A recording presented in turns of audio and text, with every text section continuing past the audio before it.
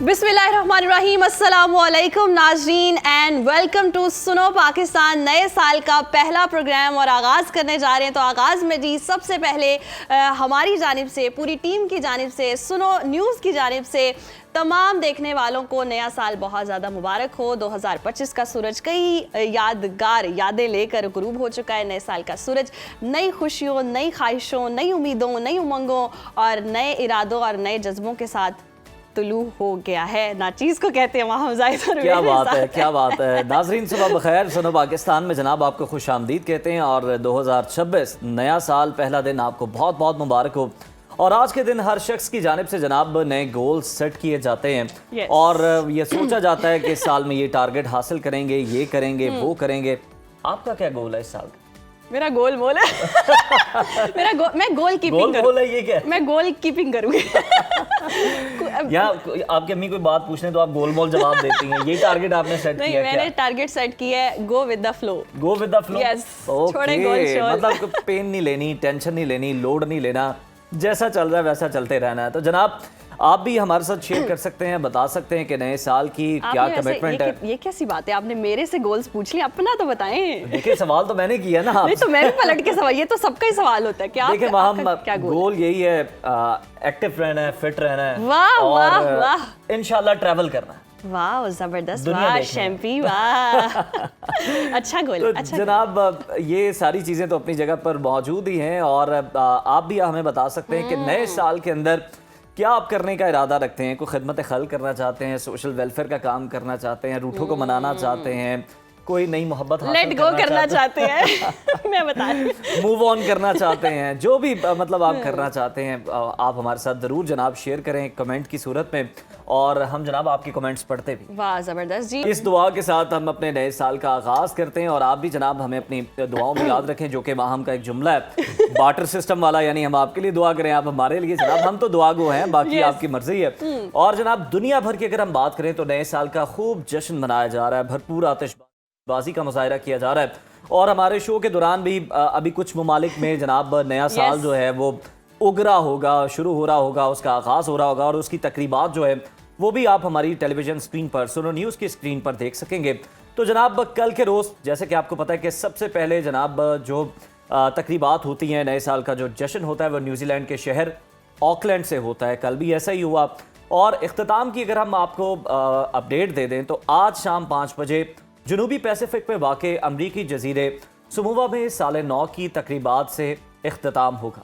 और सिडनी के harbour bridge पर होने वाली दुनिया की सबसे बड़ी आतिशबाजी का भी मुजाहरा होगा। आईफल टावर पर रोशनियों का सैलाब और न्यूयॉर्क के टाइम्स स्क्वायर पर गिरती हुई क्रिस्टल बॉल हो या बुर्ज खलीफा पर लेज़र शो का जादू, दुनिया के हर कोने में इंसानों ने रंगों और रोशनियों के जरिए उम्मीद का नया साल जो है वो उसको वेलकम कर दिया है। क्या बात है जनाब। हम भी नए साल को भरपूर वेलकम कर रहे हैं और साल के दिन सभी बहुत ज्यादा पुरजोश हैं, कुछ ज्यादा ही पुरजोश हैं और कुछ ज्यादा ही जनाब न्यू ईयर रेजोल्यूशन जो है वो भी सेट हो रहे हैं। और ये सारी चीजें तो जनाब साथ साथ चलती रहेंगी और लोग जो हैं वो बहुत ज्यादा पॉजिटिव हैं। अच्छी बात है जनाब, आपको भी अपनी नफरतें भुलाकर मोहब्बतें बांटनी चाहिए और टूटे हुए दिलों को जोड़ना चाहिए। एक दूसरे के लिए आसानियां हमें जरूर पैदा करनी चाहिए, जो हमारा दीन हमें सिखाता है। तो दुआ है कि जनाब नया साल हमारे लिए ढेरों खुशियां लाए, कामयाबियां लेकर आए और खुशखबरियां भी जनाब लेकर आए, बहुत सारी अपॉर्चुनिटीज लेकर। जी बिल्कुल। और 2026 जी पाकिस्तान के लिए बहुत ही ज़बरदस्त साबित हो, क्योंकि हमने पिछला साल देखा वो तो बहुत ही ज़बरदस्त आया और मुल्क में सियासी और मुआशरी इस्तेहकाम आए। मईशत के हवाले से भी हमें अच्छी खबरें मिले, महंगाई में कमी हो, दहशतगर्दी और नफरत का जो खात्मा है वो होना बहुत ज़रूरी है और जवानों को जी अपने ख्वाबों की मंजिल भी मिले। और आज इस अहम मौके पर, इस अहम दिन पर हम सब मिलकर ये अहद भी करें कि पाकिस्तान को तरक्की, खुशहाली और अमन आशती का गहवारा बनाएंगे। कौमी जोशो जज्बे के साथ वतन अजीज़ की खिदमत करेंगे और जिस हद तक हो सका अपना हिस्सा डालेंगे इस कार्य खैर में। और दुआ ये भी कि जनाब नया साल पाकिस्तान के साथ साथ आलम इस्लाम और पूरी दुनिया के लिए खुशियों से भरपूर हो, इंसानियत के लिए बाइस रहमत हो, हर तरफ अमन का बोलबाला हो, तमाम मुसलमानों के लिए मुसरत व शादमानी का साल बने और हम किसी भी किस्म की जो आफात हैं उनसे महफूज रहें, चाहे वो जनाब जलजले हैं, बारिशें हैं, सैलाब हैं, उनसे जनाब हम महफूज रहें। तो आगे बढ़ते हैं। अच्छी खबर भी मैंने कहा मैं आपको सुना दूं ना कि साल के आगाज में पाकिस्तानियों के लिए पहली खबर जी अच्छी आ गई है। हुकूमत की जानिब से नए साल पर आवाम के लिए तोहफा है। पेट्रोलियम मसनूआत की कीमतों में बड़ी कमी की गई है और पेट्रोल 10 रुपये 28 पैसे फी लीटर सस्ता, यानी कि नई कीमत जो है वो 253 रुपये 17 पैसे हो गई है। यानी इलेक्ट्रिक स्कूटीज वालों को भी सोचने पे मजबूर कर दिया कि ये हमारा फैसला ठीक है या नहीं। खैर, हाई स्पीड डीजल की कीमत की बात करें तो 8 रुपये 57 पैसे कमी हुई है। नए नर्ख 257 रुपये 8 पैसे फी लीटर मुकर्रर किए गए हैं और नई कीमतों का इतलाक 15 जनवरी तक के लिए होगा। पेट्रोलियम डिवीजन ने नई कीमतों का बाकायदा नोटिफिकेशन भी जारी कर दिया है और लोग हुकूमत के इस फैसले पर खुश हैं और हकीकतन वो कह रहे हैं कि जनाब ये वाकई नए साल का हुकूमत का तोहफा जो कि दिया गया। लेकिन दूसरी तरफ एलपीजी 10 रुपए बढ़ी है पर केजी, ये भी मैं आपको बता दूं। हमारा काम है जनाब आपको आगाह करना ताकि आप बाखबर रहें। तो दुनिया भर की तरह पाकिस्तान में भी रात के 12 बजते ही पूरा मुल्क जनाब खुशियों और रोशनियों से जगमगा उठा था। कराची के साहिल समुंदर से लेकर लाहौर की मॉल रोड हो, लिबर्टी चौक हो और इस्लामाबाद की मारगला की पहाड़ियों तरफ जनाब जश्न का समा रहा। बड़े जबरदस्त विजुअल्स देखने को मिले। शहरी बड़ी तादाद में सड़कों पर निकले। शानदार आतिशबाजी की गई इस मौके पर और 2026 का इस्तकबाल इस अज़्म के साथ हुआ कि ये साल मुल्क व कौम के लिए मौशी और सियासी इस्तेहकाम का साल साबित होगा। और अगर हम बात करें तो लिबर्टी चौक पर जनाब आतिशबाजी का बड़ा शानदार मुशाहिदा पंजाब गवर्नमेंट की जानिब से किया गया था और लोगों की एक बहुत बड़ी तादाद, बल्कि मरकज़ था जहाँ पर सबसे ज़्यादा जमा। ये तो है और हमेशा की तरह जश्न का एक तारीख पहलू भी सामने आया है और वो ये है कि जी पुलिस आप वो कर रही हैं जो मैंने पेट्रोल के बाद एलपीजी की कीमत का बताया। नहीं, हमें हर चीज के बारे में बताना चाहिए ना आवाम को, ताकि आप मेरे फुटस्टेप्स फॉलो कर रही हैं। Very good.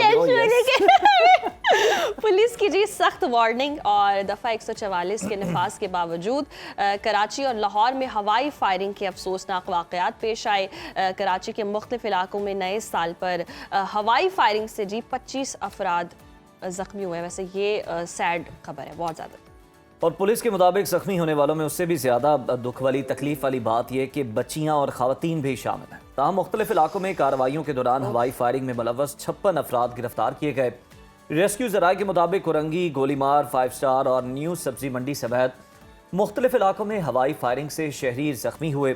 जबकि हैदराबाद में भी साल नौ की खुशी में हवाई फायरिंग से 4 अफराद जबकि नवाबशाह में 2 अफराद जख्मी हुए। शहर कायद में कराची पुलिस ने पहली मरतबा हवाई फायरिंग की रोकथाम के लिए ड्रोन उड़ाए। इंतजामिया ने वन व्हीलर्स और हुल्लड़बाजों के खिलाफ सख्त एक्शन लेते हुए दर्जनों गिरफ्तारियां की हैं। और कराची और लाहौर में साल नौ के मौके पर सूरत हाल क्या रही, जानते हैं। सुनो न्यूज़ के नुमाइंदे हमारे साथ मौजूद हैं, हमें ज्वाइन करेंगे लाहौर से उसामा जुनैद, उनसे बात करते हैं। और कराची से आसिफ अली सैयद हमारे साथ मौजूद हैं। सबसे पहले लाहौर का रुख कर लेते हैं और उसामा जुनैद से जान लेते हैं। उसामा बताइएगा, लिबर्टी चौक जो है वो मरकज़ रहा, आतिशबाजी का शानदार मुजाहरा किया गया और गवर्नमेंट की जानिब से ये सारा प्लान किया गया था। किस तरह से लाहौरियों ने नए साल को वेलकम किया? बिल्कुल, साल नौ का आगाज़ रात गए जो है वो लाहौर के अंदर जो ही हुआ है और हुकूमत पंजाब की जानिब से लाहौर की लिबर्टी चौक में शानदार आतिशबाजी का जो है वो मुजाहरा किया गया है और जिंदा दिलाने लाहौर की जानिब से भरपूर इस्तकबाल किया गया है। साल नौ का साल 2026 का रात 12 बजते ही जो है वो शानदार आतिशबाजी का मुजाहरा देखने को मिला है और रंगो नूर से जो वो लाहौर का आसमान है वो भर गया था। और रात गए फैमिलीज़ ने जो है वो लाहौर की लिबर्टी मार्केट का रुख किया और एक लाहौरियों का जमे गफीर देखने को मिला है। मंचले लाहौरिये जो हैं वो वहाँ पर शानदार आतिशबाजी का मुजाहरा देखने के लिए जमा होते रहे हैं और उसी के साथ साथ हमें ये देखने को मिला है कि जहाँ पर शानदार आतिशबाजी का मुजाहरा हुआ वहीं पर पंजाब हुकूमत की जानिब से और IG पंजाब डॉक्टर उस्मान अनवर की जानिब से पंजाब पुलिस की सख्त ड्यूटियां जो है वो लगाई गई थी और लाहौर के फिरोजपुर रोड पर, केनाल रोड पर और मुल्तान रोड पर मुख्तलिफ जगहों पर नाके देखने को मिले जहां पर पुलिस की जानिब से जो है वो सर्वेलेंस का जो सिलसिला है रात गए तक जारी रहा।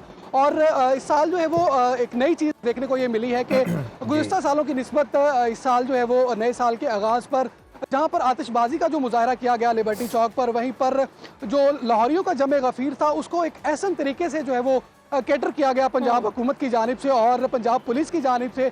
अलबत्ता पंजाब पुलिस की जानिब से कुछ वाक़यात ऐसे भी रिपोर्ट हुए हैं कि हवाई फायरिंग का वाक़यात भी बताया जा रहा है कि लाहौर के अंदर रिपोर्ट हुए हैं। अगर उसकी डिटेल में भी हम बात कर सकते हैं।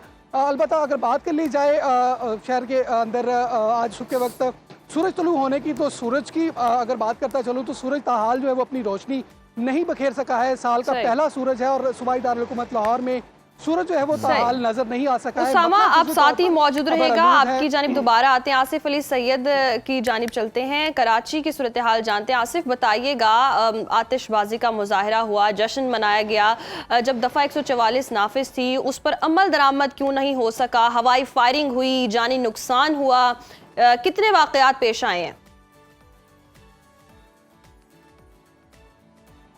आपका नए साल की खुशियाँ सबको मुबारक हो हमारी जानिब से भी। और नए साल जब भी शुरू होता है और हमेशा यही देखने में आता है, सुनने में आता है कि हवाई फायरिंग जो है वो बहुत ज़्यादा की जाती है। हज़ारों लाखों रुपए लोग इन चीज़ों में उड़ा देते हैं, क्योंकि लाखों रुपए की गोलियाँ, इतनी गोलियाँ चलती हैं शहर में कि ऐसा लगता है कि अगर ये किसी के साथ जंग हो तो मेरे ख्याल में इतनी गोलियाँ नहीं चलती होंगी जितनी ये नए साल की आमद पर जो फायरिंग की जाती है। उसमें 28 अफराद टोटल जो है इस सारे वाक़यात में जो रात भर से हुए थे उसमें ज़ख्मी हुए थे, जिसमें 6 ख़वातीन और 2 छोटी बच्चियाँ भी शामिल थी जिनको गोलियाँ लगी थी, ज़ख्मी हुए थे। शहर के मुख्तलिफ़ अस्पतालों में उनको ले कर आया गया था। और पूरा शहर ही तकरीबन आप कह सकते हैं, कोई ऐसा इलाका नहीं होता जहाँ पर ये हवाई फायरिंग ना की जाती हो।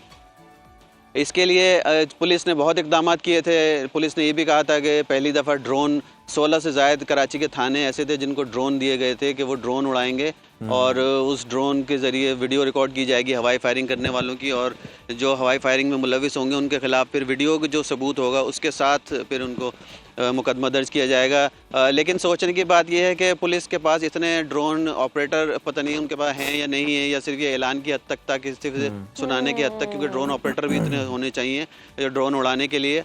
और हवाई फायरिंग जब इतनी ज़्यादा हो रही होती है तो उसमें तो ये भी ख़तरा होगा कि यकीनन ड्रोन को भी लग सकती होगी गोली और ड्रोन को भी नुकसान पहुंच सकता होगा। लेकिन पुलिस ने जो कार्रवाइयाँ की हैं उसमें 60 के करीब तकरीबन अफराद गिरफ्तार हुए हैं। और पहली दफ़ा ये बात भी सामने आई है कि हवाई फायरिंग के लिए जो लोगों ने किराए का असला भी इस्तेमाल किया। कायदाबाद में एक मुकदमा, जो पहला मुकदमा दर्ज हुआ था इस साल का, एक उसका FIR नंबर 1 और 2026 है। ये कायदाबाद में एक शख्स गिरफ्तार हुआ, सलमान वल शौकत। इनको गिरफ्तार किया गया था मुजफ्फराबाद कॉलोनी है वहाँ पर, वहाँ से। इसके पास से जो पिस्टल बरामद हुआ था वो गैर कानूनी था, उसके साथ गोलियां भी थी। तो उसने ये बताया था कि ये असला उसने किराए पर हासिल किया था 9:30 की आमद पर हवाई फायरिंग के लिए। तो ये एक वाकया, इस तरह दर्जनों वाकयात, बहुत सारे वाकयात हैं, अफसोसनाक वाकयात भी पेश आए, लोग जख्मी भी हुए हैं। लेकिन ज़रा ये बताइएगा कि फैमिलीज़ ने किस तरह से इंजॉय किया, लोगों ने किस तरह से इंजॉय किया? क्या साहिल समंदर पर जाने की इजाज़त थी, नहीं थी? और जिस तरह लाहौर में हम बात कर रहे थे कि लिबर्टी चौक पर लोग बड़ी तादाद में थे, कराची में किस पॉइंट पर ज़्यादा आतिशबाजी का मुजाहरा किया गया, लोगों ने जमा होकर सेलिब्रेट किया और वेलकम किया नए साल को?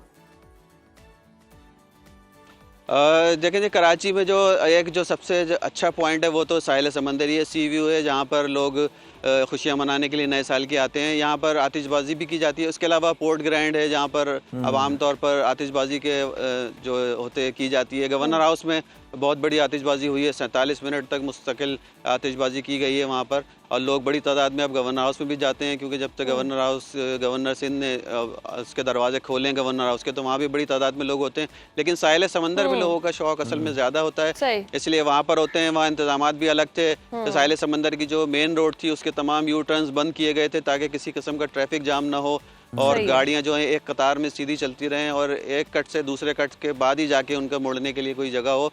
और सेफ सिटी की गाड़ियाँ भी थी जिनमें जदीद कैमरे लगे हुए थे, और वो कैमरे कमांड एंड कंट्रोल से कनेक्ट होते हैं। उसके ज़रिए भी अगर कोई गैर कानूनी काम में या हवाई फायरिंग में मुलविस शख्स होगा तो उसकी फुटेजेस भी बनी होंगी यकीनन। तो इस तरह से सिक्योरिटी के इंतजाम थे। पुलिस ने बैनर्स लगाए थे, ऐलानात थे। पुलिस अफसरान मुस्तकिल गुज़िश्ता एक हफ्ते से अपने ऐलानात शेयर कर रहे थे कि हवाई फायरिंग से इज्तनाब किया जाए, इससे इंसानी जानों को काफ़ी ख़तरा होता है। लेकिन उसके बावजूद भी अब हवाई फायरिंग उसके बावजूद भी इस तरह के वाकयात पेश आए। उसामा, आपकी जानिब आएंगे, कहिएगा लाहौर में कोई इस तरह का वाकया तो नहीं पेश आया, कोई गिरफ्तारी तो अमल में नहीं लाई गई? रात गए लाहौर के अंदर मुतअद्दिद हवाई फायरिंग के वाकयात जो हैं वो रिपोर्ट हुए हैं। अगर बात इसकी तफसील से करता चलूँ तो नए साल पर ऑपरेशन इन्वेस्टिगेशन और डॉल्फिन की सख्त ड्यूटियाँ लगाई गई थी महकमा पंजाब पुलिस की जानिब से, और पुलिस के तीनों विंग जो हैं वो हवाई फायरिंग का सिलसिला जो है वो नहीं रोक सके हैं। और बात कर ली जाए थाना इचरा की हदूद की, तो थाना इचरा की हदूद में रात के नए साल की खुशी में हवाई फायरिंग का सिलसिला जो है वो जारी रहा है, जिसके नतीजे में एक 22 साल नौजवान जो है वो ज़ख्मी भी हुआ है। और उसके बाद अगर बात कर ली जाए थाना लियाकताबाद की हदूद की, तो उस इलाके में भी रात गए जो है वो मुतअद्दिद फायरिंग के हवाई फायरिंग के वाक़यात रिपोर्ट हुए हैं। इसके अलावा गालिब मार्केट में, काना में, गार्डन टाउन में, मुस्लिम टाउन में और वादत रोड के अतराफ भी हवाई फायरिंग का जो सिलसिला है वो रात गए मंचले लाहौरियों की जानिब से जारी रहा है। अलबत्ता अगर बात कर ली जाए सही हवाई फायरिंग का सिलसिला जारी रहा मंचलों की जानिब से। बहुत शुक्रिया उसामा और आसिफ ने, आपने दोनों शहरों से हमें अपडेट किया इस हवाले से। और यकीनन ये बड़ी ही अफसोसनाक बात है। किसी के लिए साल का आगाज़ होता है, नई ख्वाहिशें, नई उम्मीदें हम जहाँ जिक्र करें, वहीं किसी के लिए पूरी ज़िंदगी का रोग होता है कि किसी की जान चले जाना। और इस तरह के अफसोसनाक पुलिस और कानून नाफिज करने वाले इदारे तो कोशिश करते ही करते हैं, शहरियों को भी जिम्मेदारी का मुजाहरा करना चाहिए। और साथ ही साथ जो आपके फिर आस पड़ोस वाले हैं, फिर उन्हें भी जनाब खैर खबर लेनी चाहिए ऐसे लोगों की, और उन्हें भी जनाब पुलिस को आगाह करना चाहिए जहाँ पे इस तरह के वाक़यात पेश आ रहे हैं, ताकि ऐसे वाक़यात से जनाब बचा जा सके। कोई भी इस तरह खुशी के मौके पर ज़ख्मी ना हो, उसे अस्पताल ना जाना पड़े और उसके प्यारे सफ़र ना कर रहे हों इस मौके पर। प्रोग्राम में वक्त हुआ ब्रेक का, देखते रहिए सुनो पाकिस्तान। वेलकम बैक नाज़रीन। जहां पूरी दुनिया मुआशी बहरान और जंगों की बातों से घबराई हुई है, वहीं गैलिब पाकिस्तान के ताज़ा सर्वे ने एक हैरत अंगेज़ हकीकत से पर्दा उठा दिया है। पाकिस्तानी जो हैं वो दुनिया भर में सबसे ज़्यादा पुरउम्मीद कौम बनकर उभरे हैं। 51% पाकिस्तानी नए साल में बेहतरी के लिए पुरउम्मीद हैं और 53% को तवक्को है कि 2026 मुआशी बेहतरी और खुशहाली का साल होगा।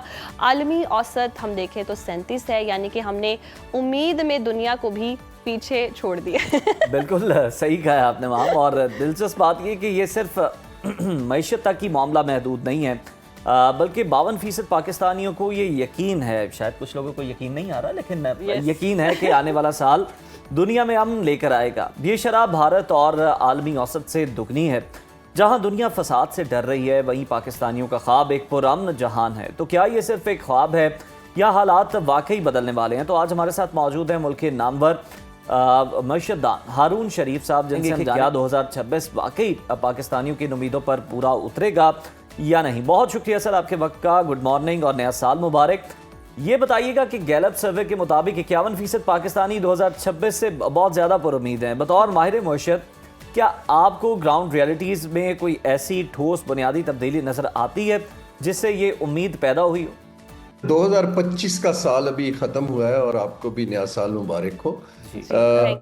उस साल में पाकिस्तान में एक जनरल फील गुड फैक्टर आया है for a variety of reasons. हमारी डिप्लोमेटिक सतह के ऊपर और अनफॉर्चुनेटली कॉन्फ्लिक्ट्स भी हुए, उससे एक ओवरऑल मोरल ऊपर गया। इसके बाद ये हुआ कि पाकिस्तान की मैक्रो इकोनॉमिक स्टेबिलिटी जो है वो 2024 की निस्बत, चाहे इन्फ्लेशन हो, शरह सूद हो, रिजर्व्स हो, वो बेहतर दिखाई देती है और इंटरनेशनल इदारों का एतबार भी बहाल हुआ है।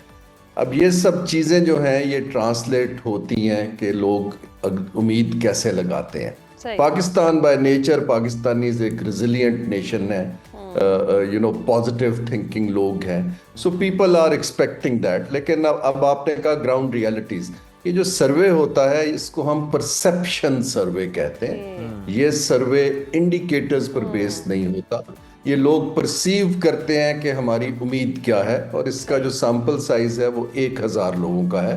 तो इट इज़ पार्टली रिप्रेजेंटेटिव, लेकिन बहुत बड़ा मुल्क है, उसमें 1000 लोग क्या समझते हैं, तो हमें इसको क्लियर होना चाहिए। हाँ, हैविंग सेड दैट, अब हुकूमत के ऊपर चैलेंज सबसे बड़ा 2026 का ये है कि ये जो स्पेस मिली है इनको, ऑयल प्राइसेस कम है, आपके पास रिजर्व्स भी हैं, आपके डिप्लोमेटिक टाइज भी कुछ मजबूत हैं पहले से, तो इसको हम लोगों की भलाई के लिए, जॉब क्रिएशन के लिए, एक्सपेंशन ऑफ इकोनॉमी के लिए कैसे वाइजली इस्तेमाल कर पाते हैं। अगर तो हम इस्तेमाल कर पाते हैं और लोगों को रोजगार मिलते हैं, डिग्निफाइड इकोनॉमिक अपॉर्चुनिटीज मिलती हैं, एक्सपोर्ट्स बढ़ती हैं, तो ये जो आप 51% कह रहे हैं ये 75% हो जाएगा। लेकिन अगर हम पहले की तरह इसको नहीं इस्तेमाल कर पाते अनफॉर्चुनेटली, तो फिर लोग जो हैं ऑब्वियसली डिसइल्यूजन्ड हो जाएंगे। जी हारून साहब, ये वही वाली बात होगी कि ये उम्मीदें सिर्फ अवाम ने लगाई हुई है। ये सर्वे अवाम का हुआ था और अवाम ने उम्मीदें लगाई और दावे वादे जो हुकूमतें करती हैं वो फिर पूरे तो होते नहीं हैं और फिर अवाम बस उम्मीद पर ही जिंदा रह जाती है। सर्वे में हम देख रहे हैं मुआशी बेहतरी की उम्मीद जो है वो 2024 में 43% थी और अब हम देख रहे हैं 2025 में 53% हो गई है। इस एक साल में ऐसा क्या बदला है जिसने अवाम का एतमाद इतना ज्यादा बढ़ा दिया? जी मैं यही अर्ज कर रहा हूँ ना, देखिए लोगों को नैरेटिव या परसेप्शंस किस चीज पे बनती है, अब सिग्नल्स पे बनती है। उनको सिग्नल्स ये मिले कि एक जमाने में बिल्कुल साउथ एशिया को सिर्फ हिंदुस्तान की नजर से देखा जाता था, अब Pakistan has emerged on the map as a resilient and strong nation और सऊदी अरब ने आपसे पैक्ट कर लिया, डोनाल्ड ट्रंप साहब आपको मिल रहे हैं। सो दुनिया के अंदर आपकी बातचीत बढ़ गई जबकि इंडिया का नैरेटिव बिकना कम हो गया। उससे एक हमारा अनफॉर्चुनेटली एक जो एनिमोसिटी चलती है इंडिया के साथ, so people felt good about it. फिर हमने देखा कि जो बहुत क्रिटिसिज्म होता था, कुछ चीजें हुई, जैसा भी आपने देखा पीआईए की निजकारी हो गई। ये लोगों का एतबार आता है जब हुकूमत कुछ ट्रांजैक्शंस करके दिखाती है। अभी ये जो ट्रांजैक्शंस एक दो हुई हैं और इन चीज़ों के ऊपर ज़्यादा बढ़ा है, लेकिन जीडीपी ग्रोथ अभी भी हमारी रिक्वायर्ड से बहुत कम है और हमें ये अपने आप को रिमाइंड करना चाहिए। इन्वेस्टमेंट टू जीडीपी रेशो भी बहुत कम है, अनएम्प्लॉयमेंट भी है। अब इन इश्यूज को हुकूमत के लिए चैलेंज है कि लोगों की एक्सपेक्टेशंस पे थ्रू इंटरवेंशंस कैसे पूरा उतरे, और वहां उनको बड़ा क्लियरली इस वक्त तरजीहात बनानी है पीपल सेंट्रिक इकोनॉमिक पॉलिसीज की। अच्छा अरुण साहब, बिल्कुल पॉलिसीज हुकूमत को बनानी है। हुकूमत के इस फैसले को आप किस तरह से देखते हैं? मतलब हुकूमत की जानिब से बताया गया कि पीआईए तो पहला इदारा है, इसके बाद बहुत सारे इदारे जो हैं इनकी निजकारी कर दी जाएगी, तो हकीकी मानों में हुकूमत को इसका फ़ायदा होगा? जी देखिए, हुकूमत को दो फायदे हैं। एक फ़ायदा तो क्योंकि हुकूमत आजकल बहुत सालों से ज़्यादातर सिर्फ अपने फिस्कल नज़र से देखती है कि हमारा नुकसान ना हो, क्योंकि ये लॉस मेकिंग एंटरप्राइजेस के अंदर वो पैसा डालते जाते हैं और वो ठीक नहीं होते। लेकिन प्राइवेटाइजेशन जो है, मैं खुद कैबिनेट कमेटी ऑफ प्राइवेटाइजेशन का मेंबर रहा हूँ। प्राइवेटाइजेशन जो है वो एक इंस्ट्रूमेंट है कि हुकूमत की कमर्शियल एंटिटीज़ को प्रोफेशनल मैनेजमेंट को ट्रांसफ़र कैसे किया जाए। हुकूमत को ये फैसला करना है कि it's not their business to do commercial business, उनको अपने कोर बिजनेस पे फोकस करना है। और अगर वो स्टेट ओन एंटरप्राइजेस को बेस्ट पॉसिबल प्रोफेशनल्स को, प्राइवेट सेक्टर मैनेजर्स को दे पाते हैं, मैं उनको ये एडवाइस करूंगा कि आप सिर्फ लॉस मेकिंग को ना बेचें, आप प्रॉफिट वाली को भी बेचें and get out of it, ताकि इतनी बड़े चैलेंजेस है पाकिस्तान के, हुकूमत should focus on those challenges rather than just running businesses, अगर ये बाहर निकलते हैं और मार्केट स्पेस क्राउड आउट नहीं रहती, इसको हम इकोनॉमिक्स में क्राउडिंग आउट कहते हैं, तो मार्केट बड़ा पॉजिटिव रिस्पांस करेगी कि हुकूमत ने एक फैसला कर लिया कि हमसे कम्पीट नहीं करेंगे बल्कि हमें कारोबार करने देंगे। तो यानी अरुण साहब, ये एक ज़िमनी सवाल है कि यानी आप चाहते हैं कि 100% जो शेयर्स हैं वो क्राउड आउट कर दिए जाए या कुछ हिस्सा गवर्नमेंट अपने पास रखे इन इदारों? जी, मेजॉरिटी देने की जरूरत है, वो गवर्नमेंट की मर्जी है। अगर एज एन इन्वेस्टर वो कुछ रखना चाहते हैं दैट्स फेयर, लेकिन आपके पास कंट्रोलिंग शेयर्स नहीं होने चाहिए और आपको मैनेजमेंट की माइक्रो मैनेज से निकल जाना है, क्योंकि आपका वो काम नहीं है। Give it to the people जिनको ये काम करना आता है। और पैसे कमाने से ज्यादा find the best possible manager, ताकि लोगों को नजर आए कि एक कंपनी हुकूमत से निकल के बेहतर चल रही है। लेकिन अगर जैसे अगर हम 2026 की बात करें और देखें, पहली खुशखबरी तो ये आई है कि जी पेट्रोलियम मसनूआत की कीमतों में कमी कर दी गई है, तो 2026 में आवाम के लिए कितनी आसानी है? कोई ऐसी पॉलिसी बना पाएगी हुकूमत कि महंगाई में कमी हो सके, अल्टीमेटली आवाम को कोई रिलीफ मिल सके? जी, ये दो चीजें हैं। देखें, हुकूमत का एक तरफ तो काम है रिलीफ देना, जैसे आपने यूटिलिटी बिल्स के अंदर कमी कर दी, आलमी मंडी में पेट्रोल की कीमतें कम हुई तो हमने यहाँ पास ऑन कर दिया। लेकिन असल काम हुकूमत का रिलीफ जो है वो टेम्पररी होती है। असल काम हुकूमत का है कि लोगों के लिए इकोनॉमिक अपॉर्चुनिटीज निकालना। और वो पॉलिसी की इंटरवेंशन से और अपना फोकस, जैसे मैंने अर्ज किया, पीपल सेंट्रिक करने से आती हैं कि लोगों को कर्ज टाइमली मिल रहा हो कारोबार करने के लिए प्राइवेट सेक्टर से, लोगों की स्किल्स इंप्रूव हो रही हो, लोगों को मार्केट एक्सेस दी जा रही हो, टेक्नोलॉजी को यूज करके कटिंग एज इंफॉर्मेशन दी जा रही हो कि आप ये स्टार्टअप कर सकते हैं, रिस्क और रिसर्च का पैसा हो। जब आप ये करते हैं तो अपॉर्चुनिटी क्रिएट होती है। अभी हम सिर्फ कैश ट्रांसफर्स कर रहे हैं, उनकी कंजम्पशन को बेहतर करने के लिए काम कर रहे हैं, लेकिन वो काम अगर खुदा ना खास्ता कल को तेल की कीमत बढ़ जाती है तो वो कुशन निकल जाएगा।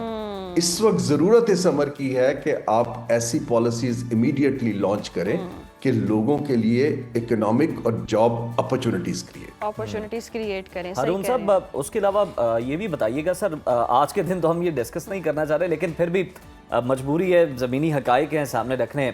किसानों को बहुत सारे जो मसाइल हैं वो दरपेश हैं, हम देख रहे हैं बॉर्डर बंद होने के बाद भी जो मसाइल हैं वो बहुत ज़्यादा बढ़ चुके हैं और उन्हें समझ नहीं आ रही वो अपनी चीज़ें बेचे कहाँ पर। तो इस वक्त तो हम देख रहे हैं कि 5 जनवरी की उन्होंने कॉल दी हुई है सड़कों पर आने की। मसाइल क्या हैं, किस तरह इनके मसाइल जो हैं किसानों के, फार्मर्स के, इनको एड्रेस किया जा सकता है? जी देखिए, पहली बात तो ये है कि आपको अपनी तरजीहात बनानी है। अगर ज़राअत हमारी तरजीह है तो फिर हुकूमत कोई मशीनरी को ज़राअत को फैसिलिटेट करने के लिए फार्मर्स और जो प्रोड्यूसर्स हैं उनके साथ बैठ के चेंजेस करनी पड़ेंगी, ईज ऑफ डूइंग बिजनेस की, मार्केट एक्सेस की, उनको ज़री तरक्याती बैंक कब का बंद पड़ा है उनको फाइनेंसिंग देने की, उनके लिए अच्छे बीज और अच्छी चीज़ों की रिसर्च की, और सबसे ज़्यादा जो मार्केट मैकेनिज्म है, मिडल मैन उनका पैसा खा जाते हैं, उसको बेहतर करने की। अब ये टेक्निकली 18th अमेंडमेंट में सूबों का सब्जेक्ट है, फेडरल गवर्नमेंट का नहीं है। सूबों को ये सलाहियत पैदा करनी है कि ज़राअत को किस तरह उन्होंने आगे ले जाना है।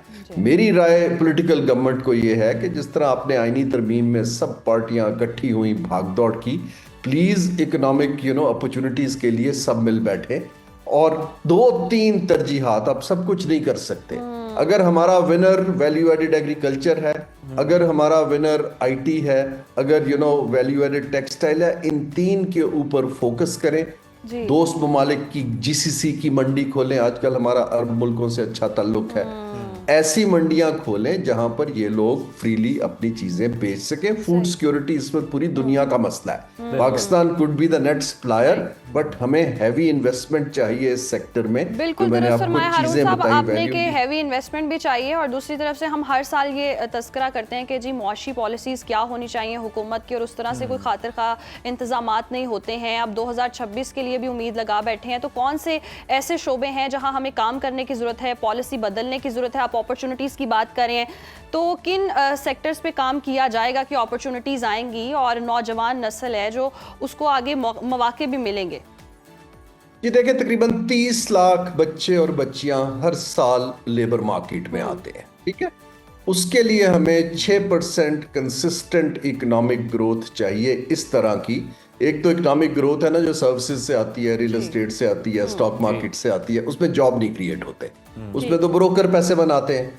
लेकिन एक है जहां पर इंडस्ट्री एक्सपैंड करती है, सर्विसेज एक्सपैंड करती हैं और एक्सपोर्ट ओरिएंटेड चीजें बनती हैं।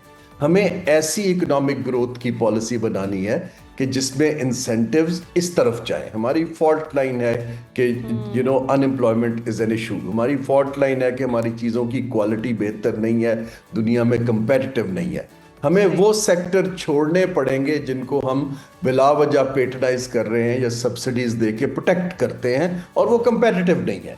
जहाँ हमारी कंपेटिटिव एडवांटेज है, ज़राअत है, टेक्सटाइल है, टेक्नोलॉजी है, ये इंफॉर्मेशन, आई थिंक हमें उसके पीछे खड़ा होना है। अब पॉलिसी बनाने के लिए ब्यूरोक्रेसी के अंदर सलाहियत बहुत कम है, वहाँ हमें वर्ल्ड क्लास एक्सपर्ट्स के लिए स्पेस क्रिएट करनी होगी ताकि हम देखें कि हमारे कंपेटिटर क्या कर रहे हैं और हम अपनी मार्केट को कैसे पोजीशन करते हैं। इसमें कोई झिझक की बात नहीं है। Acquiring knowledge is a good thing rather than saying कि हमें सब कुछ आता है। तो हमें आउट ऑफ द बॉक्स थोड़ा निकलना पड़ेगा, वरना हम उसी साइकिल में अनफॉर्चुनेटली रह जाएंगे। बिल्कुल सही अरुण साहब, आपने ना सिर्फ इन सारे मसाइल का तस्करा किया जो कि हमें मौशी एतबार से दरपेश हैं, बल्कि आपने उनका हल भी बताया।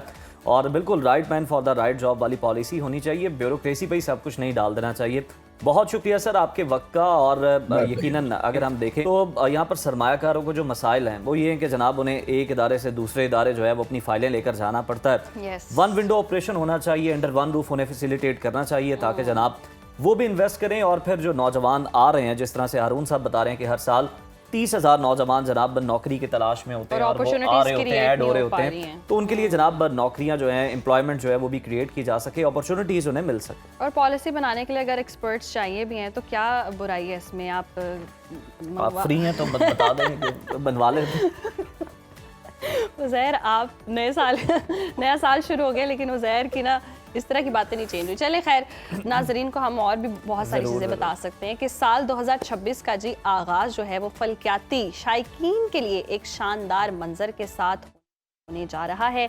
माहिरीन फलकियात के मुताबिक साल का पहला सुपर मून 3 जनवरी 2026 को नमूदार होगा, जिसे रिवायतन हम कहेंगे कि वुल्फ मून कहा जाता है। और इस मौके पर चांद ज़मीन के करीब तरीन मकाम पर होगा, जिसकी वजह से ये आम मुकम्मल चांद के मुकाबले में ज़्यादा बड़ा और ज़्यादा रोशन दिखाई देगा। और सुपर मून की रोशनी आसमान को एक मशहूर कुन मंजर में बदल देगी। और खुशकिस्मती ये है कि इसको देखने के लिए किसी खुसूसी आलात की भी ज़रूरत नहीं हो। माहिरीन के मुताबिक साल 2026 में मजीद 2 सुपर मून देखने को आपको मिलेंगे, एक तो नवंबर में और दूसरा दिसंबर में, जो ना सिर्फ सुनो पाकिस्तान। फिर आप कहती हैं मैं ऐसी बातें क्यों करता? आप कर रहे थे, मैंने कहा मैं कैसे जनाब ना सिर्फ ये फल्कियात के शायकीन बल्कि आम अफराद के लिए भी एक बड़ा मेमोरेबल एक्सपीरियंस हो सकता है। और बेहतर मुशाहिदे के लिए माहिरीन ने जो सजेस्ट किया है वो भी आपको बता देते हैं कि शाम के वक्त खुली जगहों और साफ आसमान वाले इलाकों का जनाब आप इंतखाब करें ताकि सुपर मून की रोशनी और उसके साइज का मंजर आप देख सकें, उससे आप लुत्फअंदोज हो सकें। तो आप प्लान करें, लेकिन अभी ज़रा दूर है, नवंबर दिसंबर में है, तो तब तक बहुत टाइम है आपके पास। हमारे पास थोड़ा सा कम वक्त है क्योंकि ब्रेक पे जाना है और फौरन वापस आना है। Stay with us. Welcome back नाजरीन। और जैसे कि 2026 का जिक्र हो रहा है, नया साल और नई उम्मीदें, नई ख्वाहिशें, और नई ख्वाहिशों में एक ये ख्वाहिश भी लड़कियों की तो बहुत ज़्यादा ही बढ़ चढ़ कर सामने आ रही है कि जी स्किन जो है वो ग्लोइंग होनी चाहिए, ग्लास होनी चाहिए, हा शाइन आनी चाहिए स्किन में। इतना कुछ देखें, ख्वाब देख लिए हैं, 2026 में ये पूरे करने हैं हमने। उज़ैर, आप बताएं कैसे पूरे करेंगे? मैं तो अभी तक ये नहीं समझ पा रहा कि ग्लास स्किन होती क्या। आपने मुझे पिक्चर दिखानी है बाद में कि ये होती क्या है। खैर जनाब, लाइफस्टाइल भी है, आलूदगी भी है, ज़हनी दबाव भी है, और फिर हमारा सेडेंट्री लाइफस्टाइल भी है। ये सारी चीज़ें अपनी जगह पर मौजूद है। और क्या सिर्फ हम बैरूनी सतह पर जनाब स्किन की कुछ लगाकर ये समझ सकते हैं कि स्किन बड़ी ग्लो करेगी, या डाइट भी जनाब आपकी को बेहतर होनी चाहिए? कौन से महंगे ट्रीटमेंट्स हैं जो कि आपके लिए हैं, आपको करवाने चाहिए, और किन से जनाब आपको बचना चाहिए? ये सब कुछ जान लेते हैं। माहिर अमराज़ जिल्द डर्मेटोलॉजिस्ट डॉक्टर वर्दा सज्जाद हमारे साथ हैं। डॉक्टर वर्दा, वेलकम टू सुनो पाकिस्तान। देखिए 26 का रेजोल्यूशन, 2026 का रेजोल्यूशन ख़वातीन का तो ये है, जिस तरह हमने भी बता दिया कि चैलेंजेस बहुत ज़्यादा हैं और जनाब उनका हल चाहिए, ग्लोइंग स्किन चाहिए। क्या हल है इसका? हल जैसे अभी आपने एक चीज़ ऐड ऑन की, उससे मैं स्टार्ट करूँगी कि ग़िज़ा बहुत ज़रूरी है, न्यूट्रिशन बहुत इम्पॉर्टेंट है। जो कुछ आप ले रहे हैं, जो कुछ आपके अंदर गट में जा रहा है, वो आपकी स्किन के ऊपर नज़र आएगा। अगर आप एक हेल्दी डाइट नहीं ले रहे तो उसके साथ एक हेल्दी स्किन रखना बिल्कुल इम्पॉसिबल है। तो जितना हमें चीज़ें लगाने पे जोर देना चाहिए, उससे ज़्यादा हमें चीज़ें खाने पे जोर देना चाहिए। बिकॉज अगर हम कुछ हेल्दी ले रहे होंगे तो हमारी स्किन के ऊपर वो शो अप करेगा।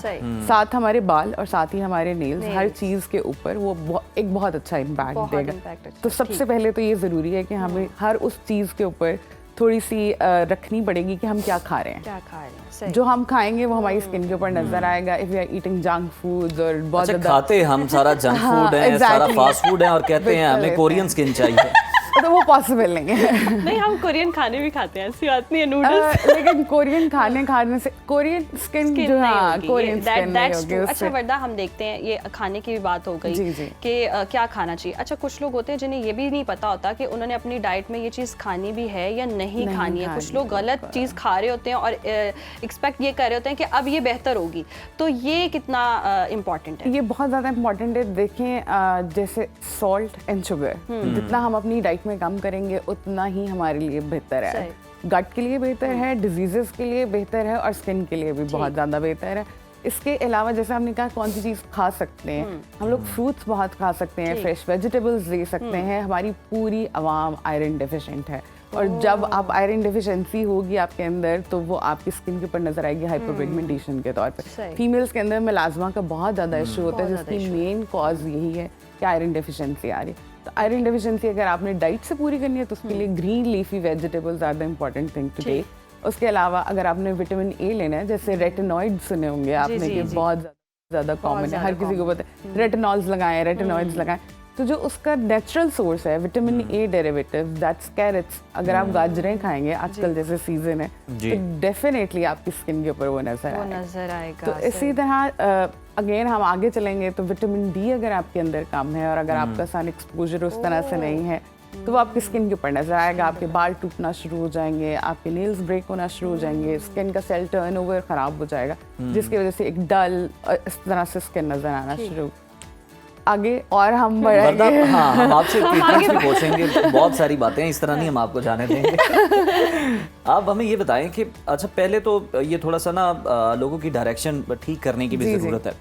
लोग फेयर होने के चक्कर में, गोरे दिखने के चक्कर में स्किन बर्बाद कर लेते हैं। आप बताएं कि ये गोरे दिखने से ज़्यादा हेल्दी स्किन कितनी ज़रूरी है, ये कितना इम्पोर्टेंट है? देखिए अगेन वही बात है कि गोरा दिखना, पहली बात की एक हर किसी की पर्सनल चॉइस होती है। कोई गोरा दिखना चाहता है कि जैसा भी कोई दिखना चाहिए, लेकिन स्किन थिन हो जाती है ना, लेयर्स उतार रहे होते हैं उसके लिए अगर आप स्टेरॉइड बेस्ड क्रीम्स यूज करेंगे तो आपकी इतनी पतली स्किन हो जाएगी कि आपकी जो वेसल्स हैं वो नजर, आपने अक्सर देखा होगा कुछ लोगों के चेहरे बहुत रेड नजर आ रहे होते हैं, जैसे ही वो सन एक्सपोजर होता है वो बिल्कुल रेड हो जाते हैं। वो इसीलिए कि उन्होंने अपनी टॉप लेयर तो उड़ा दी है स्किन की, तो अब उनकी वेसल्स नजर आ रही हैं स्टेरॉइड्स वाली क्रीम्स लगा लगा के। तो अगर आप गोरे भी होना चाहते हैं तो उसके प्रॉपर तरीके हैं, वो यूज करें।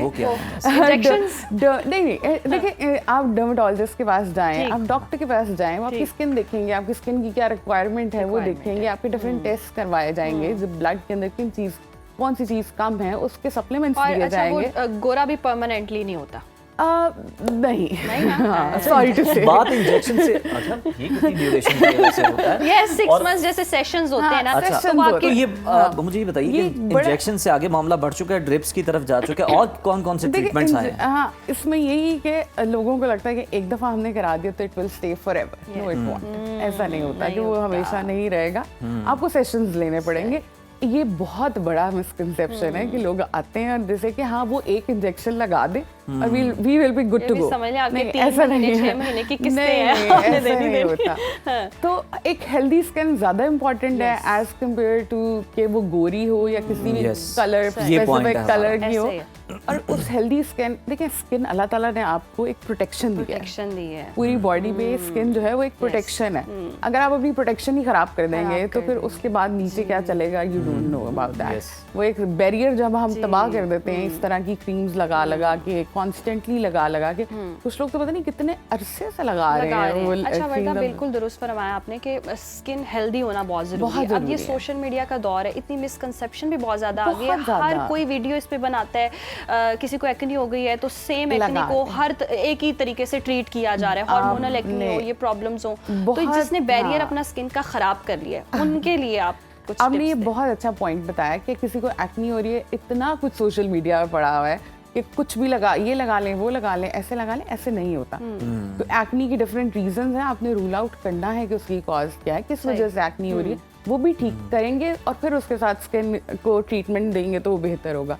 एंड अगेन आपने पूछा कि स्किन बैरियर को कैसे बेहतर किया जाएगा। स्किन बैरियर बेहतर करने के लिए सबसे पहले तो आपको ये जो भी ऊट पटांग चीजें आप लगा रहे हैं वो आपको बंद करना पड़ेगा। सबसे पहले आपको ये करना पड़ेगा। उसके बाद फिर हम डिफरेंट ट्रीटमेंट्स देते हैं, डिफरेंट क्रीम्स अप्लाई करने के लिए देते हैं जो स्किन को आहिस्ता आहिस्ता हील करती हैं। तो फिर वो एक प्रॉपर चैनल के थ्रू आप उसके ट्रीटमेंट के थ्रू गुजरेंगे और with the passage of time वो बेहतर हो जाएगा। लेकिन स्टॉप ruining your skin, बल्कि उसका तबाह कर दें आप बैरियर। और समटाइम्स इस कंडीशन में पेशेंट फिर आता है कि उसका कुछ नहीं हो सकता। अच्छा वर्दा, जिस तरह से लोग उम्र को धोखा देने के लिए, चीट करने के लिए कोई जिम जा रहा होता है और फिर साथ साथ डाइट प्लान जो है वो फॉलो किए जा रहे होते हैं कि अगर आप उम्र ज्यादा भी हो तो हम कम उम्र नजर आए। स्किन से तो फिर भी पता चल जाता है कहीं ना कहीं रिंकल से, ये वो स्किन का भी कोई हमें बताए ना आज ऐसा नुस्खा कि स्किन से भी जनाब आप लगें कि आप यंग ही।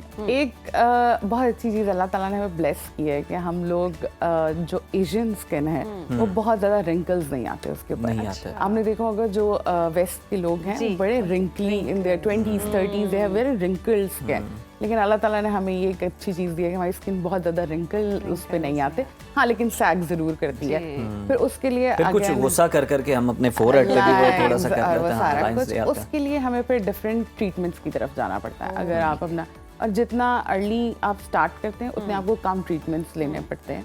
कि अगर आप early age like in your 30s start कर रहे हैं तो फिर आपको उसके लिए कम ट्रीटमेंट्स लेने पड़ेंगे एज कम्पेयर टू कि आप लेट 50s 60s में जाके स्टार्ट कराएं तो आपको एग्रेसिव ट्रीटमेंट्स की तरफ जाना पड़ता है। अब थोड़ी एडवांस टेक्नोलॉजी की तरफ चले जाते हैं। ये जो फिलर्स होते हैं, लिप फिलर हो गए, जैसे हाँ बिल्कुल बिल्कुल, ये सारे एंटी एजिंग, इसमें दोनों चीज़ों से यूज़ हो सकता है। एंटी एजिंग में यूज़ हो सकता है और ब्यूटिफिकेशन के अंदर भी यूज़ हो सकता है। जो ऑलरेडी फीचर्स हैं उनको इन्हांस करने के लिए जो यंग एज के अंदर 20s 30s के अंदर यूज़ किया जाता है वो इसलिए यूज़ किया जाता है। और अगर जैसे 40s 50s के अंदर जब यूज़ किया जाएगा तो वो फिर as an anti aging product उसको यूज़ किया जाता है, जिसके अंदर रिंकल्स भी और सैगी स्किन, लाइंस, फोल्ड्स जितने स्किन के ऊपर बन रहे हैं। अच्छा, एक सर्जरी भी लोग प्लास्टिक सर्जरी करवाते हैं, उसमें आप मूव नहीं कर पाते, हंस नहीं पाते तरीके से, या बोटॉक्स या फिलर्स, जिस क्योंकि अक्सर मैंने देखा है कि आप हंस रहे होते हैं लेकिन अगले को नहीं नजर नो यस, इस तरह की हमने देखी है। बहुत सारी सेलिब्रिटीज हैं जो बहुत मुश्किल से हंस रही होती हैं, बोल भी बहुत मुश्किल से रही होती है। हर चीज़ एक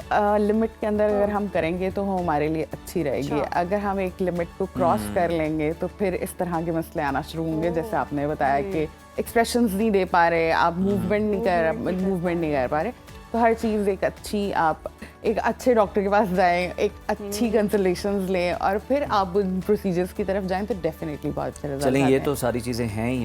वर्दा, हमें ये भी बता दें कि स्किन केयर में हमें क्या करना चाहिए। मतलब जिस तरह से आज धूप थी नहीं थी और उसका नामो निशान भी नहीं था, तो अब मैं भी सोच रहा था कि आज क्या मुझे सन ब्लॉक लगाना चाहिए नहीं लगाना चाहिए। सन ब्लॉक का धूप से कोई नाइस क्वेश्चन, बहुत अच्छा। हालांकि इस लाइट के लिए भी जरूरी है, लेकिन वैसे एक सवाल आ रहा होता है। देखिए, हमने इतनी स्किन की रिसर्च, हमने कहा हम आपको केसेस भी साथ देना सवालों में। जो सन एक्सपोजर है that causes photo ageing. Photo ageing एक टर्मिनोलॉजी यूज की जाती है जो जितनी भी लाइट कॉजिंग एजिंग होती है उसको हम फोटो एजिंग कहते हैं, जो लाइट की वजह से हो रही है। उससे हमने जब भी बचना है, सन से लाइट आ रही है, ये जितने हमारे स्टूडियोज़ के अंदर लाइट्स लगी हुई हैं, हम फ़ोन यूज़ कर रहे हैं उसके अंदर से रेज निकल रही हैं, हम किचन के अंदर जा रहे हैं, जो हम लोग बर्नर्स यूज़ कर रहे हैं उनके अंदर से रेज निकल रही हैं, विंडो पैनल्स के थ्रू रेज आ रही हैं, तो सन ब्लॉक हर कंडीशन में यूज़ करना बहुत ज़रूरी है। तो it's very important, if it's day you have to use it. और अगर आप रात में भी बहुत ज़्यादा लाइटिंग के अंदर जा रहे हैं, क्योंकि लाइट जब आपकी स्किन को एज करेगी तो फिर रिंकल्स आएंगे, फिर वो सारा कुछ होगा। और फोटो एजिंग के साथ साथ पिगमेंटेशन भी आना शुरू हो जाएगी हमारी स्किन के अंदर, पिगमेंटेशन भी आएगी। बहुत शुक्रिया वर्दा का। और जिन ने सोच रखा है अपनी स्किन को बेहतर करने का, हमने वो सारे देखे मसले भी दूर कर दिए और टिप्स भी बता दिए। अब आपने फॉलो करनी है और अपनी स्किन को चमकदार बनाना है। यहाँ वक्त ब्रेक का, देखते रहिए सुनो पाकिस्तान। एक बार फिर से प्रोग्राम में आपको खुशामदीद कहते हैं और नए साल की खुशियाँ जी एक बार फिर से आप सबको मुबारक हों। और नाज़रीन, हमेशा इंसान जानना चाहता है कि कल क्या होने वाला है, और 2026 को लेकर तो बहुत सारी उम्मीदें हैं कि आने वाला साल क्या कुछ करेगा आपके साथ, तो ये जानना बहुत ज़्यादा ज़रूरी है। हालात कब साजगार होंगे, ज़िंदगी में कौन सा नया मोड़ आ सकता है, क्या तब्दीली आ सकती है, ये कश्मकश तो रहेगी हमें। और ये सारी चीज़ें तो है, इंसान की सोच हैं, कुछ वसवसे भी हैं, लेकिन गैब का मुकम्मल इल्म सिर्फ अल्लाह ताला के पास ही है। तकदीरों का लिखने वाला है और वही हर लम्हे के फ़ैसले को जानता है। ताहम कुछ उलूम ज़रूर ऐसे मौजूद हैं जो हालात और इम्कानात का अंदाज़ा लगाने में मदद फराहम करते हैं। इन्हीं में से एक दिलचस्प और अलामती इल्म एस्ट्रोलॉजी भी है, जो ना सिर्फ मुस्तकबिल की पेशगोई करता है बल्कि आने वाले दिनों के हवाले से भी हमें बताता है कि जो हालात हैं वो किस समत जा सकते हैं। तो आइए जानते हैं कि इस हफ्ते के स्टार्स क्या कह रहे हैं। हमारे साथ मौजूद हैं मारूफ एस्ट्रोलॉजर उनसा शाह। उनसा, वेलकम टू सुनो पाकिस्तान, नया साल आपको मुबारक हो। सबसे पहले ज़रा डिस्कस कर लेते हैं कि इस साल के अंदर जो मुख्तलिफ स्टार्स हैं इनकी एनर्जी क्या रहेगी, किन के लिए बेहतरीन ये साल होने वाला है। अस्सलाम वालेकुम और नया साल सुनो न्यूज़ की टीम को और तमाम देखने वालों को बहुत मुबारक हो। खैर मुबारक। इस साल की जो एनर्जीज हैं एस्ट्रोलॉजी के मुताबिक देखें या न्यूमरोलॉजी को भी अगर हम कैलकुलेट करते हैं 2 + 2 + 6 = नंबर 1। नंबर 1 जो है वो प्लैनेट सन को रिप्रेजेंट करता है। प्लैनेट सन जो है वो बादशाह होता है तमाम प्लैनेट्स का, ठीक है, और किंग जो होता है वो एक ही होता है। और इस साल की जो एनर्जी है वो सन की बदौलत है। और एस्ट्रोलॉजी के मुताबिक ये साल जुपिटर का साल भी है, जिसको सयारा मुश्तरी भी कहा जाता है। अब सन और जुपिटर का कॉम्बिनेशन बहुत अच्छा है, क्योंकि एक तरफ स्पिरिचुअलिटी है, लर्निंग है, नॉलेज है, विजडम है, और सन जो है वो पीस लेकर आ रहा है पूरी दुनिया के लिए, हार्मनी, पीस और जो है हैप्पीनेस नजर आ रही है। तो ये साल जो है बिगनिंग का साल होगा, क्योंकि नंबर 1 जो है वो उससे काउंटिंग स्टार्ट होती है। और पिछला जो गुजरा जो साल है वो 9 नंबर की एनर्जी, यानी कि वहां पे कंप्लीट हो रहा है, एंड हो रहा है, और एक न्यू इब्तिदा, एक फ्रेशनेस, न्यू बिगनिंग नजर आ रही है कि नए साल की या फिर न्यू एनर्जी की इब्तिदा होगी इस साल। तो ये साल जो है ट्रांसफॉर्मेशन का साल भी है। और जैसे कि मैंने जिक्र किया कि इस साल सन की एनर्जी है जो हैप्पीनेस, पीस और हार्मनी लेकर आएगा ग्लोबली। लेकिन कुछ चीजें जो हैं वो थोड़ी सी खतरे वाली भी हैं, जैसे क्लाइमेटली चेंजेस आप देखेंगे कि पानी से रिलेटेड खतरात बढ़ सकते हैं, जिसमें फ्लड हो सकता है, और पानी की या तो फिर कमी होगी या ज्यादती होगी। फिर टेक्नोलॉजी वाइज ये साल जो है वो बहुत जो है जबरदस्त रहेगा, और पाकिस्तान के लिए भी और ग्लोबली भी अगर हम बात करें, जैसे AI हो गया, एपटेक हो गया, डेटा साइंसेस में आप बहुत एडवांस टेक्नोलॉजी देखेंगे। लर्निंग का साल है, नॉलेज का, जो लोग अपनी स्किल्स को इम्प्रूव करेंगे, अपने काम में, अपने कारोबार में जो है वो फ्रेशनेस लेकर आएंगे, उसको रिफ्रेश करेंगे, उसमें नयापन लेकर आएंगे, तो उनके लिए कामयाबी है। जो सीखेंगे उनके लिए कामयाबी है। और चाहे आप किसी भी एज से आपका ताल्लुक है, लेकिन इस साल आपको सीखना है, लर्न करना है, नॉलेज को गेन करना है। इस साल जो है वो कारोबारी जो है लोग कारोबार की तरफ ज्यादा उनका रुझान होगा, और स्पेशली जो यंगस्टर्स हैं, यूथ है, वो सेल्फ एम्प्लॉयमेंट को ज्यादा प्रेफर करेगी बजाय ये कि जॉब्स को। अच्छा, लेकिन जो लोग जॉब कर रहे हैं के बारे में जान लेते हैं कि किस स्टार के लिए क्या बेहतर होगा। तो पहले एरीज से शुरू करते हैं, इनके लिए क्या है? एरीज से शुरू करते हैं, और ये जो कार्ड आया 3 ऑफ पेंटिकल्स का एरीज बुर्ज हुमल के लिए, पैसों को लेकर स्टेबिलिटी नजर आ रही है एरीज वालों के लिए। पैसा आएगा, पैसों की लेन देन, इन्वेस्टमेंट्स हो सकती हैं, इसमें रियल एस्टेट का काम उनके लिए बहुत अच्छा है, या गोल्ड में अगर इन्वेस्टमेंट करते हैं, सिल्वर में इन्वेस्टमेंट करते हैं, तो एरीज के लिए बहुत अच्छा रहेगा। सोशलाइजिंग नजर आ रही है कि लोगों के साथ एक सोशल गैदरिंग, सोशल इवेंट्स में ज्यादा उनकी एक्टिविटीज रहेंगी, और कारोबार में, इन्वेस्टमेंट्स में उनका ज्यादा रुझान होगा। टॉरस की बात करते हैं, टॉरस वालों के लिए लवर्स का कार्ड है, शादी के बहुत अच्छे चांसेस हैं। जो लोग सिंगल हैं या जिन लोगों का ब्रेकअप या डिवोर्स हुई है, उनकी दूसरी शादी भी हो सकती है। फिर ये कार्ड जो है रोमांस का, मोहब्बत का, इमोशनली अपने आप को बैलेंस कर रहा है टॉरस इस साल में, और इमोशनली उनके लिए बहुत पॉजिटिव चेंजेस आएंगे, उनकी पर्सनालिटी में चेंजेस आएंगे, उनके बैलेंस होंगे बेहतरीन। फिर थोड़ा सा टॉरस जो है काम को लेके बहुत हार्ड वर्क करेगा, और मल्टीपल काम में जो है वो अपने आप को डेवलप करेगा, अपनी स्किल्स को को इनहेंस करेगा। जेमिनाई की बात करते हैं, जेमिनाई जो है स्पिरिचुअलिटी की तरफ ज्यादा उनका फोकस होगा, रूहानियत की तरफ, अपनी स्पिरिचुअल पावर्स को जो है वो ग्रो कर रहे हैं। फिर ट्रैवलिंग का कार्ड है कि जो लोग मूव होना चाहते हैं उनके लिए बहुत अच्छा रहेगा जेमिनाई के, उनकी ख्वाहिश पूरी हो सकती है। जिन लोगों के काम जो है नहीं हो पा रहे थे, इनकम्प्लीट रह गए थे पिछले साल, उन जेमिनाई वालों के काम जो है इस साल मुकम्मल हो जाएंगे। अब बात करते हैं लियो वालों की, और यहाँ पे पैसों को लेकर लियो वालों को एहतियात करनी चाहिए। कहीं इन्वेस्टमेंट कर रहे हैं, कोई प्रॉपर्टी ले रहे हैं, कोई कारोबार शुरू कर रहे हैं, तो जल्दबाजी आपने नहीं करनी, थोड़ा इंतजार करना है और उस पर वर्किंग करनी है और उसके बाद जो है फैसला करना है। जज्बात में आके कहीं पे पैसा मत लगा दीजिएगा, वरना आपको जो है लॉस हो सकता है, नुकसान हो सकता है। सेहत को लेकर भी आपको तवज्जो देनी चाहिए। अब बात करते हैं लियो वालों की। लियो वाले जी, तो यहाँ पे क्वीन ऑफ वॉन्ड्स जी, कैंसर के लिए क्वीन ऑफ वॉन्ड्स का कार्ड है। अपनी स्किल्स को भी एनहांस करें। फिर ये साल बहुत एनर्जी नजर आ रही है, एनर्जेटिक हैं, बहुत एक्टिवली काम कर रहे हैं, अपने करियर को लेकर बहुत ज्यादा जो है वो सीरियस हो रहे हैं, पैशन नजर आ रहा है। तो ये साल उनके करियर डेवलपमेंट का कार्ड है, जो है सीखने का कार्ड है। शादी के लिहाज से भी करियर जो है वो उनका ये साल बहुत अच्छा रहेगा। लियो की बात करते हैं यहाँ पे, आपने ना वो कंटिन्यूटी थोड़ी डिस्टर्ब कर दी मेरी। जी हम वन बाय वन उनका नाम ले लेते हैं ताकि कंफ्यूजन ना हो इसमें। जी देखिए, वर्गो की वर्गो स्टार का कार्ड है, होप्स का कार्ड है, फेथ का कार्ड है कि आप जो भी काम करें कॉन्फिडेंट होकर आप काम करें, अपने कॉन्फिडेंस को शेक नहीं करना है। फिर ये कार्ड ट्रैवलिंग का कार्ड भी है। जो लोग ट्रैवल करना चाहते हैं, चाहे वो स्टूडेंट वीजा उनको चाहिए हो, या काम के लिहाज से ट्रैवल करना चाहते हैं, या अपने बिजनेस के लिहाज से ट्रैवल करना चाहते हैं, तो उनके लिए ये साल उन वर्गोस के लिए बहुत अच्छा रहेगा।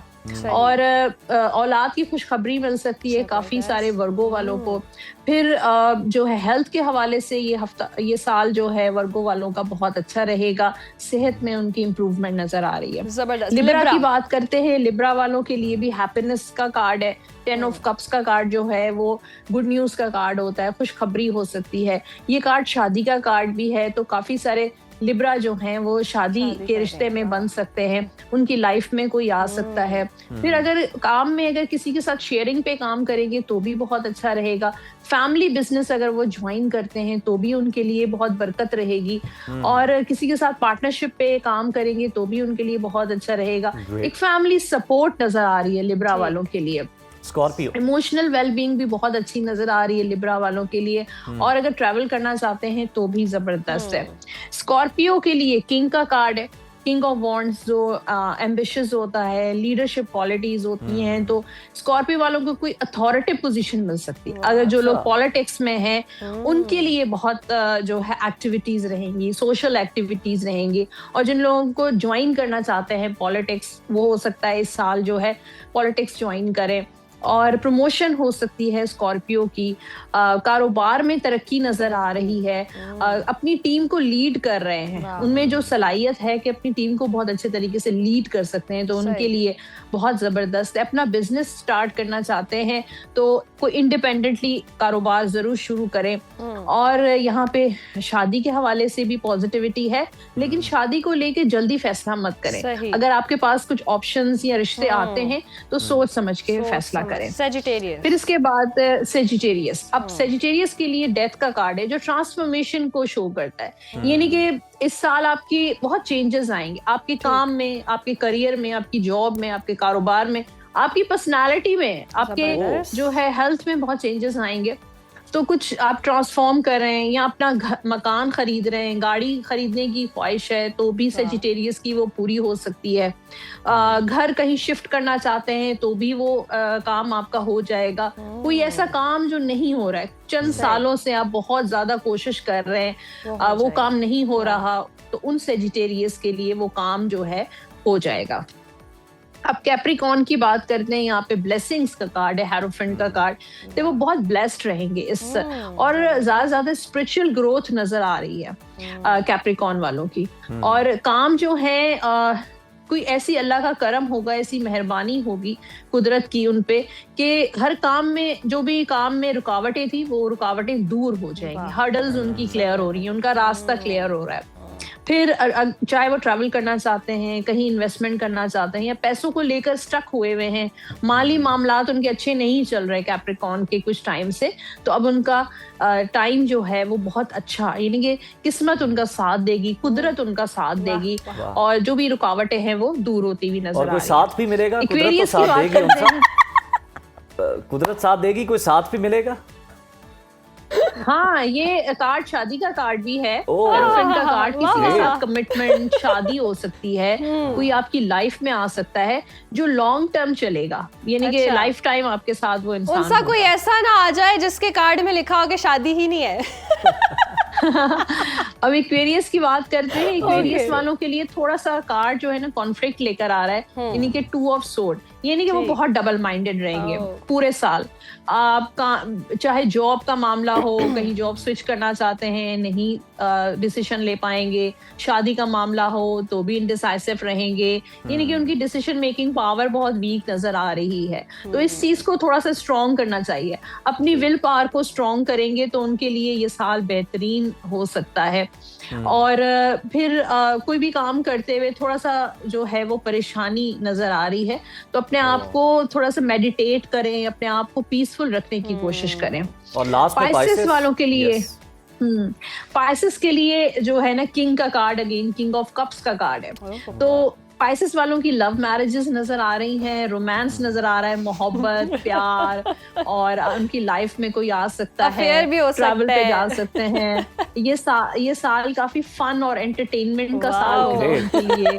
दोस्त, नए दोस्तियां उनकी हो सकती हैं, काफी सोशलाइजिंग कर रहे हैं, और काफी एक्टिविटीज उनकी बड़ी अच्छी नजर आ रही हैं। फिर थोड़ा सा उनको सीरियस होना चाहिए, अपने काम में फोकस करना चाहिए। वो बहुत ज्यादा काइंड पर्सन है, जल्दी लोगों की मदद करते हैं, बातों में आ जाते हैं, रहमदिली बहुत है, बहुत पोलाइट है पाइसेस। तो थोड़ा सा दिल को थोड़ा सा उनको ना स्ट्रॉन्ग करने की जरूरत है, और अपने काम पे फोकस करें, या अगर आप स्टूडेंट हैं तो अपनी स्टडीज पे फोकस करना बहुत इंपॉर्टेंट है, और जो आपके गोल्स हैं उन पे भी आपको फोकस करना चाहिए। बहुत शुक्रिया उनसा आपके वक्त का, और पाइसेस वालों के इतने मजे लग गए, इतने मजे लग गए। कैप्रिकॉर्न वालों की भी लॉटरियां निकल रही हैं। कुछ बातों से मैं इत्तेफाक नहीं कर पा रही हूँ। एक कमजोर दिल होते हैं, सेंसिटिव होते हैं, दिल भी ऐसा तो कुछ नहीं होता, बट यस सीरियस नहीं होते, फनी बहुत होते हैं। फनी है उज़ैर, देखिए मुझे आपका स्टार पता चल गया, आपको मेरे कैप्रिकॉर्न का पता था, मैं देखती थी हर बार मेरे स्टार पे कोई ना कोई बात होती थी। आज पाइसेस का पता चल, इनके अफेयर भी चलेंगे, अफेयर हो सकता है मेरे बेफॉर्म पे और हो, मेरे आईडी कार्ड पे हो। ऐसा कुछ नहीं है। और देखिए इतने मजे, मतलब ट्रैवल भी कर रहे हैं, फन भी कर रहे हैं, अफेयर भी हो रहे हैं इनके। वही उज़ैर, वैसे सोच लिया आपका 2026 मेरे फॉरेन अफेयर्स हो रहे हैं।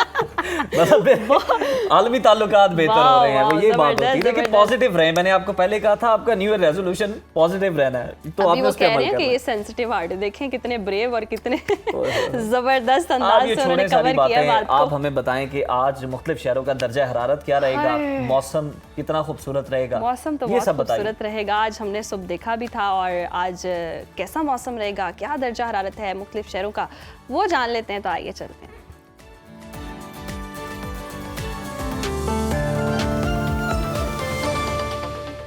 नाज़रीन, मुल्क के बेशतर इलाकों में मौसम सर्द और खुश्क, जबकि शिमाली इलाकों में शदीद सर्द रहेगा। पंजाब के बेशतर मैदानी इलाकों और बालाई सिंध के अजला में दरमियानी से शदीद धुंध छाए रहने की तवक्को है। मुख्तलिफ शहरों में मौसम की क्या सूरत हाल है, आइए जानते हैं। और सबसे पहले हमेशा की तरह बात करेंगे बुलंद व बाला पहाड़ों की सरजमीन गिलगित बल्तिस्तान की, जहाँ वक्फे वक्फे से बारिश और बर्फबारी का सिलसिला जारी है। गिलगित के टेम्परेचर को देख लेते हैं तो यहाँ पर ज़्यादा से ज़्यादा दर्जा हरारत है 7 और कम से कम -6 डिग्री तक गिरने का इम्कान है। स्कर्दू का रुख करें तो स्कर्दू में ज़्यादा से ज़्यादा टेम्परेचर है 3 और कम से कम -9 डिग्री तक गिरने की तवक्को है। महकमा मौसमियात के मुताबिक आइंदा 24 घंटों के दौरान गिलगित बल्तिस्तान में मौसम शदीद सर्द और मतला अब्र आलूद रहेगा, जबकि शाम और रात में चंद मकामात पर हल्की बारिश और हल्की बर्फबारी का इम्कान है। अगर बात करें सयाहों की जन्नत आज़ाद कश्मीर के मौसम की, तो बारिश और बर्फबारी से सर्दी की शिद्दत में मज़ीद इजाफा हो गया है। दारुल हुकूमत मुजफ्फराबाद लिए चलते हैं आपको। यहाँ पर ज़्यादा से ज़्यादा दर्जा हरारत है 13 और कम से कम 4 डिग्री तक गिरने की तवक्को है। श्रीनगर में ज़्यादा से ज़्यादा पारा है 6 और कम से कम 2 डिग्री रहने की तवक्को है। मौसम का हाल बताने वालों ने आइंदा 24 घंटों के दौरान वादी भर में बारिश और पहाड़ों पर बर्फबारी की पेशगोई की है। और अब आपके साथ शेयर करेंगे मेहमान नवाजों की धरती खैबर पख्तूनख्वा का मौसम। तो KPK में मौसम की सूरत हाल यह है कि सूबे के बेशतर अजला में मौसम सर्द और खुश्क, जबकि शिमाली अजला में शदीद सर्द रहेगा। सूबाई दारुल हुकूमत पेशावर की बात करते हैं। पेशावर में ज़्यादा से ज़्यादा दर्जा हरारत है 19 और कम से कम 7 डिग्री रहने का इम्कान है। सवात की बात करें, जैसे पाकिस्तान का स्विट्ज़रलैंड कहते हैं, और नया साल भी चढ़ चुका है तो यकीनन सयाहों का यहाँ पर रश भी होगा। यहाँ का दर्जा हरारत देखें तो यहाँ पर ज़्यादा से ज़्यादा है 5 और कम से कम -7 डिग्री तक गिरने की तवक्को है। महकमे मौसमियात के मुताबिक आइंदा 24 घंटों के दौरान चित्राल, दीर, सवात, शांगला, बडग्राम और मानसहरा में तेज़ हवा और गरज चमक के साथ वक्फे से बारिश और पहाड़ों पर बर्फबारी की तवक्को है। और अब नजर डाल लेते हैं 5 दरियाओं की सरजमीन पंजाब के मौसम पर, जहां पर हम देख रहे हैं सूबे के बेशतर अजला में मौसम सर्द और खुश्क रहने का इम्कान है। बागों के शहर लाहौर का रुख करते हैं। लाहौर में ज़्यादा से ज़्यादा दर्जा हरारत है 16 और कम से कम 8 डिग्री रहने का इम्कान है। शहर बेमिसाल इस्लामाबाद की बात करें तो यहाँ पर ज़्यादा से ज़्यादा दर्जा हरारत है 16 और कम से कम 7 डिग्री रहने की तवक्को है। औलिया के शहर मुल्तान का जिक्र करते हैं। यहाँ पर ज़्यादा से ज़्यादा टेम्परेचर है 20 और कम से कम 8 डिग्री रहने का इम्कान है। मौसम का हाल बताने वालों ने आइंदा 24 घंटों के दौरान सियालकोट, नारोवाल, शेखुपुरा, मुल्तान, झंग, उकाड़ा, साहिवाल और लिया में शदीद धुंध छाए रहने की पेशगोई की है, जबकि मरी, गलियात और गिरदोनवाह में बारिश और बर्फबारी का इम्कान जाहिर किया गया है। और अब बात कर लेते हैं कुदरती ज़खायर से मालामाल सूबे यानी कि बलोचिस्तान की। तो बलोचिस्तान में मौसम की सूरत हाल ये है, जहां हम देख रहे हैं जी सर्दी की शिद्दत में नुमाया इजाफा हो गया है। कोयटा का रुख करेंगे। कोयटा में ज़्यादा से ज़्यादा दर्जा हरारत है 9 और कम से कम -2 डिग्री गिरने का इम्कान है। महकमे मौसमियात के मुताबिक आइंदा 24 घंटों के दौरान सूबे के बेशतर अजला में गरज चमक के साथ बारिश और बर्फबारी का इम्कान है। और नाज़रीन, आखिर में आपके साथ शेयर करेंगे वादी मेहरान यानी कि सूबा सिंध का मौसम। सिंध में सूरत हाल ये है कि अक्सर इलाकों में मौसम सर्द और मतला जुज़वी अब्र आलूद रहेगा, ताहम साहिली इलाकों में चंद मकामात पर बारिश और बूंदाबांदी हो सकती है। शहर कायद कराची की बात कर लेते हैं। कराची में ज़्यादा से ज़्यादा टेम्परेचर है 27 और कम से कम 12 डिग्री रहने का इम्कान है, जबकि हैदराबाद में ज़्यादा से ज़्यादा पारा है 25 और कम से कम 13 डिग्री रहने की तवक्को है। मौसम का हाल बताने वालों ने आइंदा 24 घंटों के दौरान बलाई सिंध के अजला में धुंध में कमी की पेशगोई की है।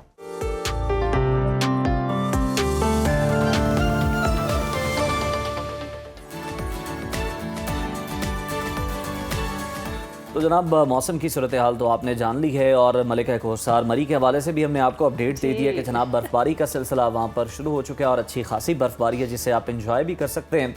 जाइए, लेकिन जनाब एहतियात ज़रूर कीजिएगा और जो ज़रूरी सामान है वो अपनी गाड़ी में रखना ना भूलिएगा। सवारी अपने सामान की हिफाजत खुद करे। किसी से कोई चीज़ लेके नहीं खानी है। इस तरह की चीज़ें जो हैं ये आपको ख्याल रखना है इनका जनाब, बहुत ज़्यादा ज़रूरी है, जो मैंने पहले बताई इन 2 जुमलों से। तो अभी ब्रेक शामिल करते हैं, कहीं मत जाइए, देखते रहिए सुनो पाकिस्तान। वेलकम बैक नाज़रीन। और क्या आपका ख्वाब भी बरतानिया की किसी बड़ी यूनिवर्सिटी से डिग्री हासिल करना है या ऑक्सफोर्ड और कैम्ब्रिज की सरजमीन? हम देखते हैं आज भी पाकिस्तानी तलबा के लिए ख्वाबों की मंजिल है, लेकिन 2026 के बदलते हुए क़वानीन ने बहुत से सवालात खड़े कर दिए हैं कि वीज़ा कैसे मिलेगा, फ़ीस कितनी होगी, फैमिली को साथ ले जा सकते हैं नहीं ले जा सकते, कौन सी डिग्री वाले ज़्यादा फ़ायदे में रहेंगे। तो आज हम इन तमाम उलझनों को दूर करेंगे और इन सवालात के जवाब जानेंगे। बिल्कुल जी, और सबसे बड़ा सवाल तो यही है कि 2026 में बरतानिया के स्टूडेंट वीज़ा के लिए कितने पैसे आपके बैंक में होने चाहिए और वो कौन से शॉर्टकट्स हैं जिनसे आप स्कॉलरशिप भी हासिल कर सकते हैं। इन तमाम पहलुओं पर बात करेंगे। हमारे साथ मौजूद हैं मारूफ करियर काउंसलर अली शामी साहब। और अगर आप भी जनाब यूके जाने का प्लान कर रहे हैं तो आज का शो आपके लिए लाइफ चेंजर साबित हो सकता है। बस ये डिस्क्लेमर मैंने देना था। और शामी साहब आपको खुशामदीद कहते हैं, नया साल मुबारक हो। ये बताइएगा यूके के हवाले से, बरतानिया के हवाले से, कि स्टडी वीज़ा के लिए क्या बुनियादी शराइत?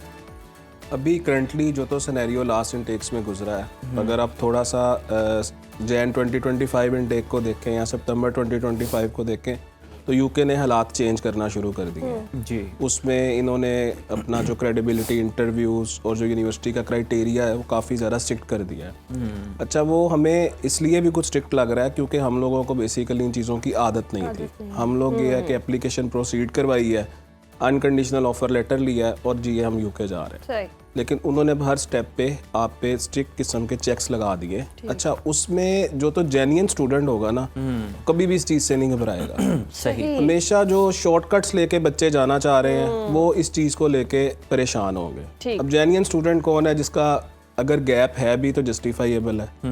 अगर उसने 2020 में, 2021 में, इवन के 2015 में भी डिग्री की है, मास्कॉम में की है, LLM की है, BS कंप्यूटर साइंस, कोई भी डिग्री की है उसने, ठीक, उसके पास थ्रू आउट उसका रेलेवेंट एक्सपीरियंस है और वो एक्सपीरियंस उसका ओरिजिनल है और जस्टिफाइएबल है, उसको यूके कभी भी मना नहीं करेगा तुम यहाँ पे क्यों आ रहे हो। बिल्कुल ठीक। और सेकंड चीज़ अगर हम देखते हैं, अगर आप यूनिवर्सिटी का क्रेडिबिलिटी इंटरव्यू है वो ले रहे हैं, आप क्लियर कर रहे हैं, यूनिवर्सिटी आपको अनकंडीशनल भी दे रही है, उसके बाद आप जा भी सकते हैं। उसमें एज सच कोई, इसमें जितना लोगों ने इस चीज़ को ज़हनों पे सवार कर लिया है उस लिहाज से ये इतना इशू नहीं है। अच्छा। Exactly. अच्छा, हम देखते हैं कि पाकिस्तान जो है अब यूके के लिए तीसरी हम देख रहे हैं कि बड़ी मार्केटेड स्टूडेंट्स के हवाले से। Exactly. तो इसकी वजह क्या है? इसमें कुछ चीज़ें आ जाती हैं कि ओवरऑल अगर आप सिनेरियो देखें, ऑस्ट्रेलिया, कनाडा, US, यूके ने बड़ा वार्मली वेलकम किया है पिछले 4-5 साल से आफ्टर कोविड। अगर आप देखते हैं स्टूडेंट्स को, मतलब उन्होंने हर बच्चे को वेलकम किया है कि आप आए यहाँ पे स्टडी करें। उससे हम लोगों का एक रुझान बढ़ गया यूके की तरफ। अभी वहाँ पे चीज़ें ये हुई हैं कि हम लोगों का जो मेन कंसर्न है वो ये है कि बच्चे जाते हैं यहाँ पे, फॉर एग्जांपल एक बच्चा है उसने यहाँ से कंप्यूटर साइंस की डिग्री की है, बैचलर करके वो मास्टर प्रोग्राम में जाके वहाँ पे इनरोल होता है। अच्छा, वहाँ उसका जो माइंडसेट है ना वो जेन्युइन नहीं है कि मैंने अपनी डिग्री को ही कंटिन्यू करना। सही। हालांकि अगर वो वहाँ पे 1 साल में अपना पोस्ट ग्रेजुएट कोर्स कंप्लीट करता है वहाँ पे उसको काफ़ी ज़्यादा स्किल्ड जॉब्स भी मिल सकती हैं। ऐसे ही अगर हम थोड़ा सा देखते हैं, मतलब IT का इस टाइम वहाँ पे बहुत ज़्यादा स्कोप है। मैं रिकमेंड करता हूँ जो IT वाले बच्चे हैं उनको यूके में आज भी अप्लाई करना चाहिए। आप AI में देख लें, डाटा साइंस में देख लें, आप मशीन लर्निंग में देख लें, आप साइबर सिक्योरिटी में देख लें। आप यहाँ से अच्छी डिग्री करके गए हैं, वहाँ जाके अपना जो है वो पोस्ट ग्रेजुएट डिप्लोमा क्लियर करें, आपको जॉब मिलेगी। वहाँ क्यों नहीं मिलेगी? लेकिन हम लोगों की एक इंटेंशन होती है कि we just want to procedure बड़ा टफ है शायद। नहीं, हमारी स्टडी की इंटेंशन नहीं होती स्टूडेंट्स की। जाते ही काम करना, ये नहीं कि 1 साल अपने पे इन्वेस्ट करना है। एग्जैक्टली वहाँ पे 1 साल और लगा लें खुद पे। तो अगर थोड़ा सा हम लोग सब्र से ये चीजें करें और जो उसका एक वो लॉन्ग टर्म भी है, जो क्लियर पाथ दिया है उन्होंने उसको फॉलो करके चीजों को स्टेप बाय स्टेप और जॉब्स भी नहीं करनी पड़ती ना। एग्जैक्टली। फिर आपको अच्छी जॉब्स भी मिल जाती है। अच्छा शामी साहब, 2026 में एक औसत पाकिस्तानी तालिब इल्म के लिए बरतानिया में अगर देखा जाए तो बैचलर्स के लिए, मास्टर्स के लिए कितनी फीस हो सकती है? ऑब्वियसली हर कोर्स की डिफरेंट होगी, लेकिन एक अंदाजा। उसमें मैं आपको एक चीज़ क्लियर बता देता हूँ जी कि फीसिस में कोई इतना मेजर डिफरेंस नहीं आया लास्ट ईयर से, अब तक कोई इतना ज़्यादा फ़र्क नहीं आया। हाँ, उसमें ये ज़रूर है कि इनिशियल डिपॉजिट्स पहले कम होते थे। अगर फॉर एग्जांपल 14 to 16,000 किसी यूनिवर्सिटी की टोटल फ़ी है, उसमें से आपको वो कहते हैं जी आप 5,000 पाउंड पे कर दें, 6,000 पे कर दें। ठीक। अभी जो अंडर ग्रेजुएशन प्रोग्राम है उनकी तकरीबन वो 80% to 100% तक ले गए। ठीक है। उसके बाद जो पोस्ट ग्रेजुएट प्रोग्राम्स है उनकी भी वो 60 to 90% तक वो अब ले रहे हैं बच्चे। फॉर एग्जांपल अगर आपकी फ़ीस 14, 15 या 16,000 पाउंड है तो आपको 7 to 8,000 pound as a initial deposit pay करना होगा यूनिवर्सिटी को। सही। अच्छा, हम देखते हैं कि वीज़ा के लिए आइल्स करना भी बहुत ज़्यादा ज़रूरी होता है। तो 2026 में कोई पॉलिसी तब्दील हो रही है, कोई? अच्छा, मैं एक चीज़ आपको बताता हूँ कि आइल्स एक ऐसी चीज़ है जो हर कंट्री में एक्सेप्टेबल है। अच्छा। हमारे बच्चों का माइंडसेट है इवन के इंग्लिश प्रोफिशिएंसी लेटर्स पे वो कहते हैं हमने चला जाना। अब एक बच्चा है जो फ्रेश डिग्री करके आ रहा है किसी भी पाकिस्तानी इंस्टीट्यूट से, और मैंने देखा है कि बच्चे आइल्स कर भी सकते हैं जी लेकिन वो एक डर और लैक ऑफ कॉन्फिडेंस की वजह से वो आइल्स की तरफ नहीं जा रहे। वो कह रहे जी हमें या तो MOE letter, English proficiency letter पे आप लोग भेज दें, या वो शॉर्टकट्स ढूंढेगा, कोई जो सेकेंडरी टेस्ट है उनको वो अटेम्प्ट करने की कोशिश करेगा। सही। मैं ये स्टूडेंट्स को आज रिकमेंड करता हूँ कि आपने अगर किसी भी फॉरेन कंट्री में एज ए स्टूडेंट जाना है तो फर्स्ट प्रायोरिटी आपकी ये होनी चाहिए कि या तो आप आइल्स करें या आप PT करें। बिल्कुल ठीक है। उसके लिए ये कि आपके पास वर्ल्ड वाइड ऑप्शंस जो हैं ओपन होंगी, आप किसी भी कंट्री को टारगेट और कर ये सकते आपने हैं। बिलफर्स आइल्स कर लिया है 2026 के अंदर Exactly. और आपको अपॉर्चुनिटी मिली है कुछ 27 से 28 के अंदर उसमें ये बाहर कि जाने की, तो IELTS ये वैलिड रहेगा? आइल्स की वैलिडिटी 2 इयर्स तक होती है। 2 इयर्स तक होती 2 है? इयर्स तक ओके ओके सही। ओके, बिल्कुल ठीक है। सही। अच्छा इसके बाद अगर कोई अपने पेरेंट्स को साथ लेके जाना चाहे, डिपेंडेंट्स को साथ लेके जाना चाहे, उसका क्या तरीका है? अच्छा, ये Spouse बड़ा visa, बड़ा हाँ। अच्छा क्वेश्चन है और आजकल हमारे ये पाकिस्तान में बड़ा हॉट टॉपिक है जी, डिपेंडेंट्स के साथ किसी भी कंट्री में जाना है। अच्छा, यूके ने कुछ इसमें लास्ट इनटेक्स 2023 सितंबर इनटेक के बाद कुछ चीज़ें चेंज की है। उन्होंने रोका नहीं आपको कि भाई नहीं आपने अपने स्पाउस नहीं लेके आने। उन्होंने ये कहा कि जो बच्चा एक मास्टर प्रोग्राम के लिए आता था, एक उसके साथ उसका स्पाउस था, बच्चे मिला के कुछ 4-5 लोग एक स्टूडेंट के साथ आ रहे थे। अच्छा, उससे ये है कि उसने स्टडी भी करनी है, उसने अर्न भी करना है, उसने वहाँ जो अपने वो बीवी बच्चे या अपने स्पाउस और बच्चे साथ लेके गया है उसको भी उसने वहाँ पे मैनेज करना है। ठीक। और स्टूडेंट के लिए बड़ा मुश्किल हो रहा था क्योंकि 20 आवर्स वीकली अलाउ कर रहे हैं। नो डाउट डिपेंडेंट्स को वो 24 आवर्स जो है वर्क अलाउ कर रहे थे, लेकिन उसमें जो है वो रश पड़ गया काफ़ी ज़्यादा, उन्होंने चीज़ रोकी। लेकिन अभी भी कुछ रिसर्च के कोर्सेज जी, जिसमें फिर मैं IT वाले बच्चों को कहूँगा कि उनके लिए रिसर्च कोर्सेज में अपॉर्चुनिटीज़ आज भी हैं। जिन्होंने IT रिलेटेड कोर्सेज पाकिस्तान से किए हैं, अपना बैचलर किया है, वो मास्टर के लिए जाए और अपने स्पाउस को साथ लेके जा सकते हैं। उसके बाद MPhil और PhDs के जो MS के कोर्सेज हैं उनमें आप जा सकते हैं। अच्छा, सोशल मीडिया पर भी बहुत सारे इस तरह के सवालात जो हैं वो आते ही रहते हैं, लेकिन ये बताइएगा कि हम बैंक स्टेटमेंट में या तो बहुत लंबी छलांग मारते हैं Exactly. या फिर हमारे पास या होती नहीं, या फिर वो होती नहीं है, फिर मैनेज कर रहे होते हैं किसी न कोई फीस Exactly. दे के, बिल्कुल, या फिर वो ऐसे कुछ ही है। उसमें इरेगुलरिटीज जो हैं वो पाई जाती हैं। बैंक स्टेटमेंट कैसी होनी चाहिए आपकी और ये कितना अच्छा, मैटर करती है? अभी लास्ट इनटेक्स में तो ये इतना मैटर नहीं कर रही थी, लेकिन अभी जो हम लोग वीज़ास फाइल कर रहे हैं या हमने कर दिए हैं जो जैन 2026 के जो कोर्सेज है उनके लिए, उनमें वो सोर्स ऑफ फंड डिमांड कर रहे हैं जो होम ऑफिस है। अब उसमें क्या है, वो चेक करते हैं कि ये पैसे आपके अकाउंट में कहाँ से आ रहे हैं, उसकी वो मनी ट्रेल आपने उनको देनी है। ठीक, कि अगर आपके फादर का अकाउंट है, आपकी मदर का अकाउंट है या आपका अपना अकाउंट है, तो इनका सोर्स ऑफ फंड क्या है वो आपको प्रोवाइड करना पड़ेगा। और इन फ्यूचर जो चीज़ें नज़र आ रही हैं वो यही हैं कि इन्होंने आहिस्ता आहिस्ता जो है जस्ट लाइक जिस ऑस्ट्रेलिया में एक प्रॉपर आपको अपनी फिनेंशियल ट्रेल्स प्रोवाइड करनी है। इवन के यूके की भी कुछ यूनिवर्सिटीज़ ने लास्ट इनटेक्स में जो अंडर ग्रेजुएट के बच्चे थे उनको बोला है कि अपने फादर के 6 मंथ्स की स्टेटमेंट्स दें ताकि हमें आइडिया होए कि आपके नेक्स्ट ईयर की फ़ीस देने के कैपेबल हैं वो या नहीं है। बहुत ज़बरदस्त। चले, ये तो बहुत अच्छी बात है।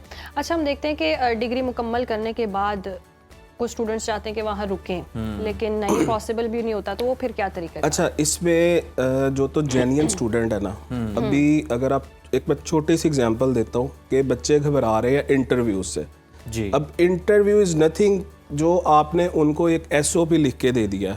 जब टाइम ऑफ एप्लीकेशन, जब आपने किसी भी यूनिवर्सिटी में अपनी एप्लीकेशन प्लेस की है, आपने उन्हें एक SOP लिख के दिया। अब उसमें आपने लिखा है अपना इंट्रोडक्शन, आप UK क्यों जाना चाह रहे हैं, why you choose UK, why you choose this university, why you choose this course, your career plan. ये 4 से 5 पॉइंट्स को पूरा SOP आपका कवर कर रहा होता है। और वो किसी XYZ के मुतालिक नहीं पूछ रहे, वो आपसे आपके बारे में पूछ रहे हैं। ठीक है, उसी यही चीज़ें आपके इंटरव्यू में उन्होंने पूछनी है। ठीक कि भाई आप UK क्यों आना चाह रहे हैं, आपका जो एकेडमिक बैकग्राउंड है वो क्या है, कैरियर प्लान्स क्या है। अच्छा, कैरियर प्लान्स में कभी भी ये चीज़ हमने वहाँ पे नहीं शो करनी होती कि हमारा कैरियर प्लान है आके UK सेटल होने का। उस टाइम हमने यही बताना है कि जी हमने आके अपना जो स्टडी का टाइम पीरियड है वो कंप्लीट करना है और अपने कंट्री या कहीं भी इंटरनेशनली मूव करना है। मतलब उनको ये कभी भी चीज़ जो है वो बावर नहीं करानी चाहिए कि हमने आके किसी भी तरीके से UK में रहना। शामी साहब, क्विकली हमें लास्ट में आप ये बता दें कि कोई स्टूडेंट जाना चाहता है, ख्वाहिशमंद है, कितने पैसे उसे दरकार हैं? कोई 1 करोड़, कोई 90 लाख, कोई 80 लाख, कितने अंदाजन? एग्जैक्टली अगर तो हम लोग सिर्फ उसके एक्सपेंसेस देखें जी कि जो उसको फ़ी रिक्वायर्ड है वो अप्रॉक्सीमेट जो है, अगर आप पाकिस्तानी रुपीस में देखते 35 to 40 लाख। ओके ठीक है, उसके अलावा अच्छा जो बैंक ये फीस है, ये फीस और इसमें IHS आ जाएगी, यूनिवर्सिटी का इनिशियल डिपॉजिट 60-70% कवर होगा, उसका हेल्थ इंश्योरेंस सरचार्ज जो वो होगा, उसके बाद जो उसकी एम्बेसी फीस है वो कवर होगी। इसके अलावा उसकी बैंक स्टेटमेंट आ जाएगी। अच्छा, बैंक स्टेटमेंट जो है इसका क्राइटेरिया बड़ा इजी सा है कि जो फी आपने पे कर दी है जी उसका रिमेनिंग पार्ट प्लस जो आपको इनर लंदन या आउटर लंदन के लिए लिविंग एक्सपेंस चाहिए 1 साल के लिए, ठीक वो दोनों चीज़ें प्लस होके जो भी स्टेटमेंट की अमाउंट बने, वो अप्रॉक्सीमेट मास्टर प्रोग्राम में 5 मिलियन से 9 मिलियन तक भी जा रही है, 5 मिलियन to 9 मिलियन भी जा रही हैं। अंडर ग्रेजुएट के लिए ये अप्रॉक्सीमेट जो है वो 7 to 9 मिलियन तक जो है वो चल रही है। जबरदस्त, बहुत शुक्रिया अली साहब। और जहाँ मिलियंस की बात आ जाए वहाँ ब्रेक लेनी ही बनती है। यहाँ वक्त आपके तो मिलियंस में व्यूज आते हैं, आपको क्या परेशानी? व्यूज नहीं, बात यहाँ नोट। अच्छा ये नहीं आते। यहाँ वक्त है ब्रेक का। वेलकम बैक नाज़रीन, और आज हम प्रोग्राम में बहुत ही इंटरेस्टिंग टॉपिक पर बात करेंगे और वो है जी कि छठी हिस्स। और कभी आपके साथ ऐसा हुआ है कि किसी खतरे के होने से पहले आपको महसूस हो गया और कभी दिल ने कहा हो कि ये फैसला दुरुस्त नहीं और बाद में वही सच साबित हो, और आखिर ये एहसास होता कैसे है? क्या वाकई इंसान के पास छठी हिस्स होती है या ये एक महज वहम होता है और जो बाद में ठीक हो वैसा ही हो जाता है? और बिल्कुल आज हम यही बात करेंगे कि दिमाग के पोशीदा सिग्नल्स क्या होते हैं जो हमें खामोशी से खबरदार करते हैं। छठी हिस्स, इंट्यूशन, लाशऊर और साइंस, ये सब कुछ हम जानेंगे, इस पर बात करेंगे। तो हमारे साथ मौजूद हैं mind science expert doctor Moiz Hussain साहब। डॉक्टर साहब गुड मॉर्निंग, नया साल आपको मुबारक हो। ये बताइएगा कि छठी हिस्स को कैसे समझा जा सकता है और जिस एहसास को हम छठी हिस्स कहते हैं, क्या वो वाकई कोई अलग सलाहियत है या फिर तजुर्बात और लाशऊर का कुदरती रद्द-ए-अमल हम उसे कह सकते हैं? बिस्मिल्लाहिर्रहमानिर्रहीम, अस्सलाम वालेकुम और आप सबको भी नया साल मुबारक। इंसान जब कदीम ज़माने में गारों में रहता था तो उसके पास ना कोई नेविगेशन का इंस्ट्रूमेंट था, ना उसको खतरे की आगाही होती थी किसी तरह से भी। तो कुदरत ने हर इंसान के अंदर एक हिस्स डाली है, इसे कहते हैं छठी हिस्स। 5 हिस्से तो हमारे पास है जिसे हम हवा से खमसा कहते हैं। एक हिस्स हमारे पास ऐसी है जो उस जमाने में बहुत काम करती थी, यानी मौसम के आने से पहले, कोई चेंज होने से पहले खतरात से आगाही होती थी, कई चीजों को पता चलता था। आज भी ये हिस्स जानवरों में, सांप में, हाथी में बहुत ज्यादा डेवलप्ड है। इंसान ने जब तरक्की की तो वो गैजेट्स पे आ गया, वो मुख्तलिफ चीजों पे आ गया, तो आहिस्ता आहिस्ता ये जो हिस्स है इसने काम करना बंद कर दिया है। अब ये स्टेटिस्टिक्स ये कहती है कि ये हिस्स सबसे ज्यादा मर्द औरत में, सबसे ज्यादा औरत में होती है, उसे पता चल जाता है। अक्सर आपने देखा होगा कि जी हस्बैंड के बारे में उसे आगाही हो जाती है, एक हिस्स उसकी बेदार होती है कि कुछ हो रहा है, अब मेरे हस्बैंड का कोई उसमें तो 7वीं 8वीं भी कोई एक्टिव हो जाती है। हेलो जी जी मोइज़ साहब, मैं कह रही हूँ उसमें तो 7वीं 8वीं हिस्स भी एक्टिव हो जाती है जहाँ खावंद की बात आ जाए। हो सकता है 7वीं 8वीं। तो छठी हिस्स बेसिकली किसी किस्म की आने वाले वाकयात में जिसमें आपको या तो खतरा हो या कोई गैर मुतवक्का चीज हो। मिसाल के तौर पर कई दफा आपको एक थॉट आता है कि यार आज उसका फोन आएगा and that person calls you, और आप कहते हो, अंग्रेजी में कहते हैं ना, think of the devil and the devil is here. तो ये छठी हिस्स हर इंसान में मौजूद होती है, इसे डेवलप किया जाता है। जितना हम गैजेट्स पे रिलाई करते हैं, जितना हम टेक्नोलॉजी पे रिलाई करते हैं, तो हमारी हिस्स जो है ये आहिस्ता आहिस्ता काम करना बंद कर देती है। जी अच्छा डॉक्टर साहब, जी कहिए। औरतों में जो हम बात कर रहे हैं छठी हिस्स के हवाले से, ये ज्यादा मजबूत होने का तासुर क्यों पाया जाता है? क्या ये कोई जज्बाती हसासियत है या महज एक आम तासुर है? और कहा भी जाता है कि खवातीन ज्यादा इमोशनल होती हैं एज कम्पेयर टू मेल्स।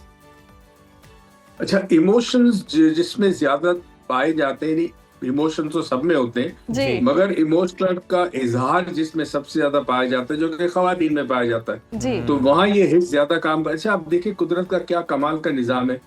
औरत माशरे में, चाहे वो मगरिब का हो या मशरिक का माशरा, औरत माशरे में कमजोर होती है, जिस्मानी तौर पे तो कमजोर होती है, मगर जो सहूलतें या जो चीजें मर्द को अवेलेबल है वो औरत को नहीं होती।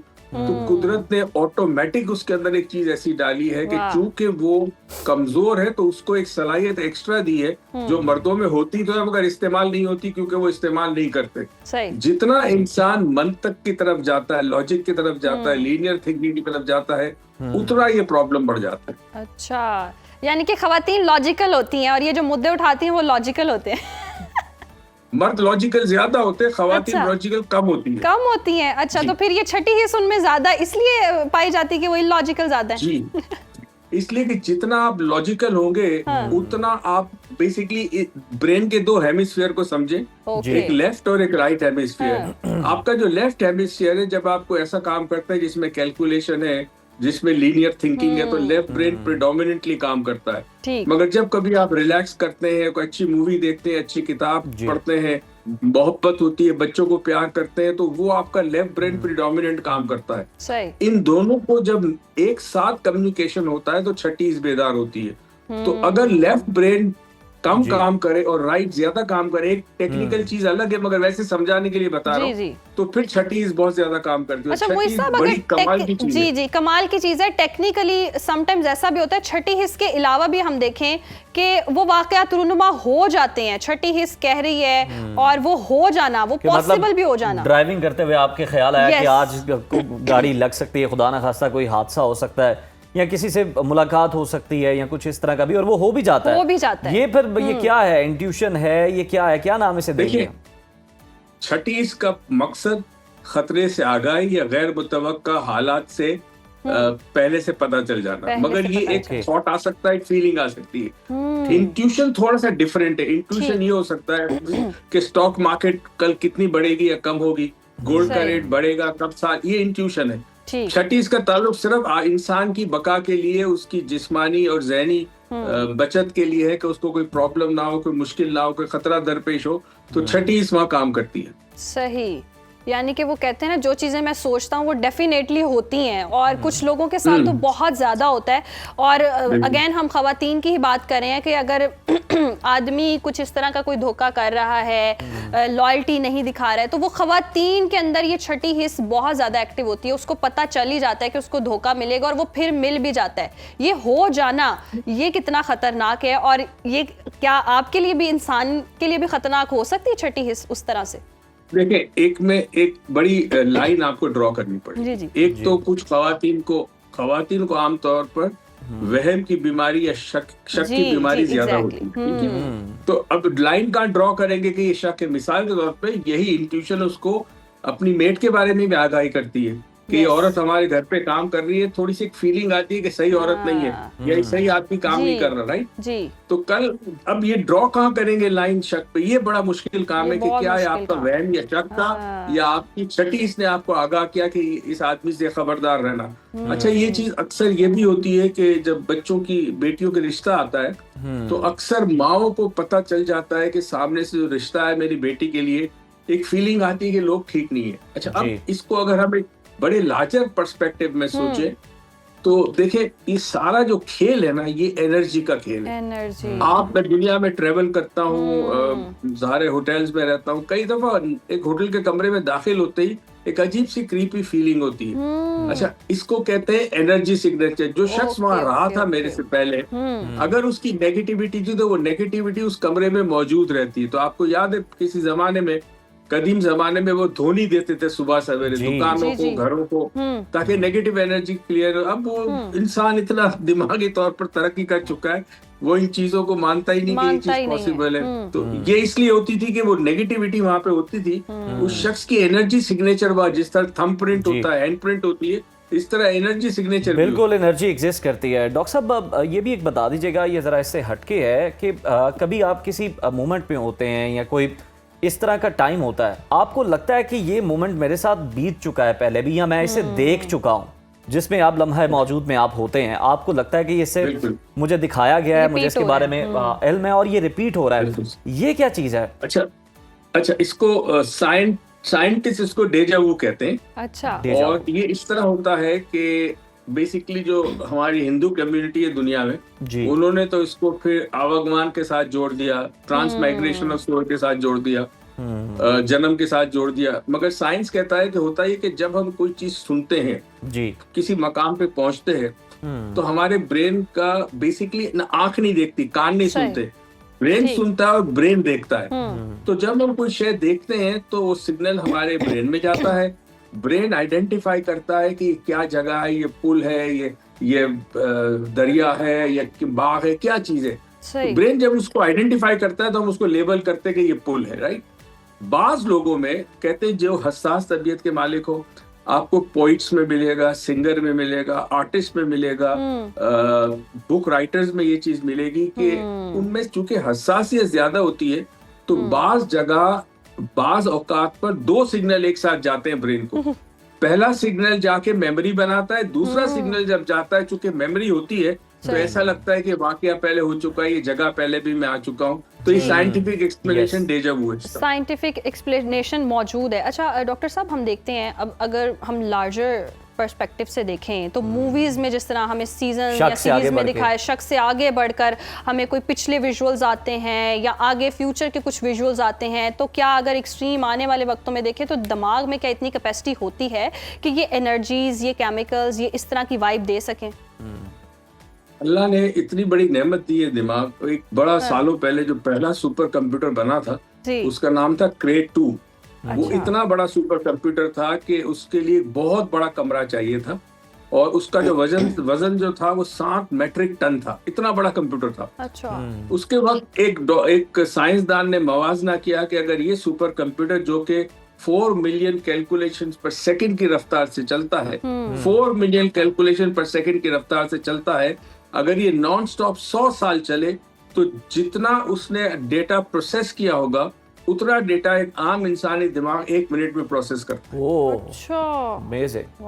मतलब आप सोचे, खुदा ने, अल्लाह ताला की कितनी बड़ी रहमत और नेमत है इंसान के पास, ये दिमाग है जो अगर इसको इस्तेमाल करे तो क्या बात है। क्या बात है, बहुत ज़बरदस्त बात, ज़बरदस्त बात।